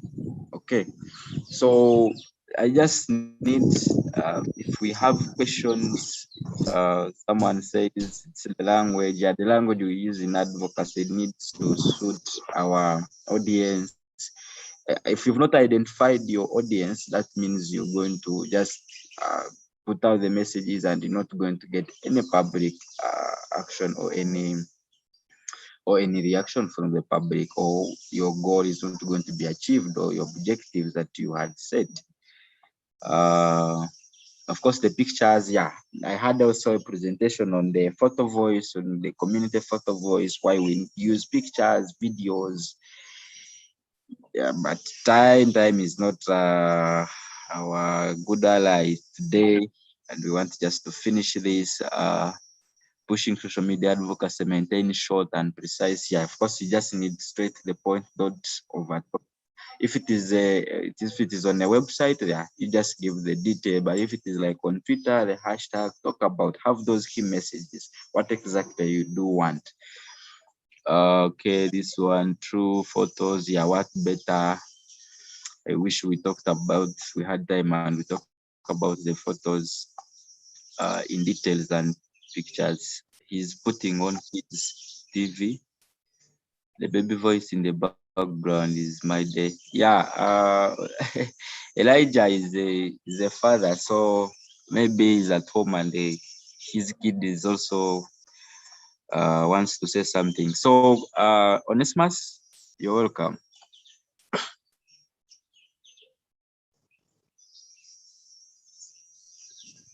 Frank, Yes, we yes, have already had a great discussion on digital advocacy. I would not want to preempt what has been said.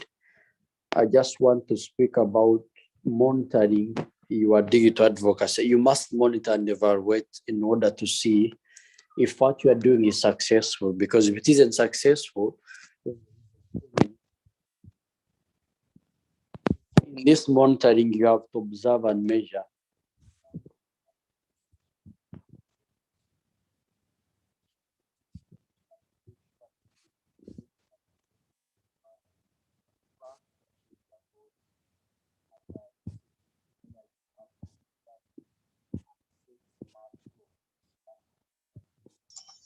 Onesimus, your voice is low.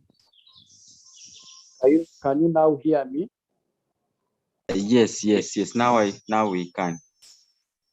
Okay, so in setting goals for your advocacy plan, they must be smart. They must be specific, measurable, achievable, relevant, and time bound. And then with these goals, you can easily track if your advocacy efforts are successful. For example, if you want 100 people to go and vote, and you digital.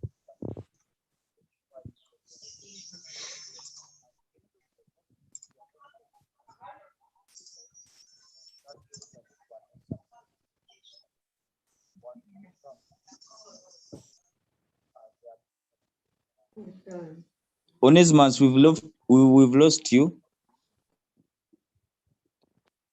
Is it on why you're not hearing me? Are the rest not hearing me? Yes. The voice can be high and then you go slowly. So it goes down. okay. So I was speaking about monitoring your advocacy efforts.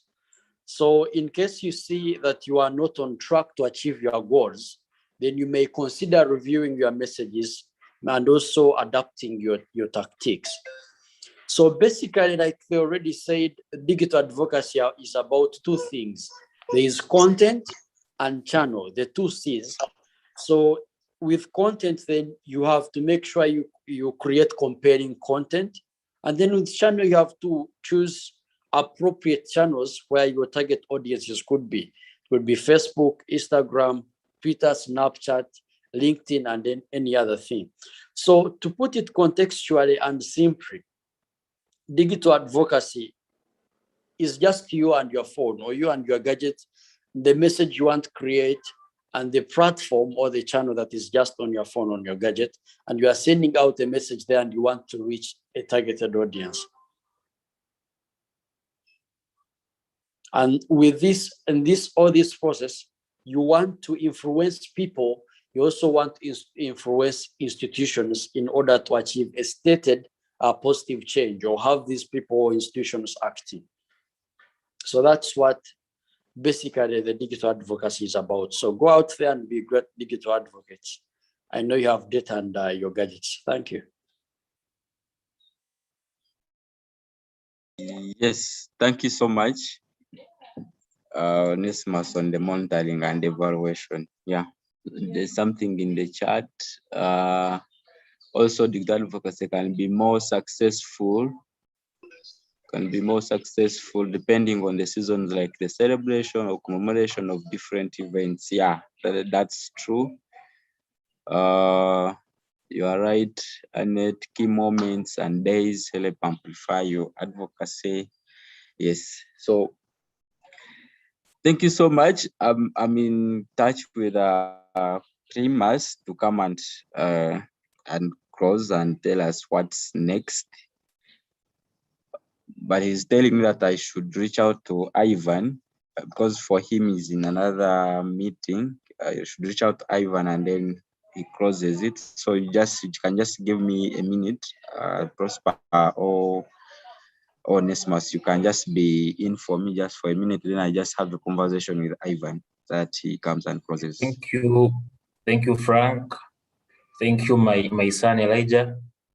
I can see you have grown a beard and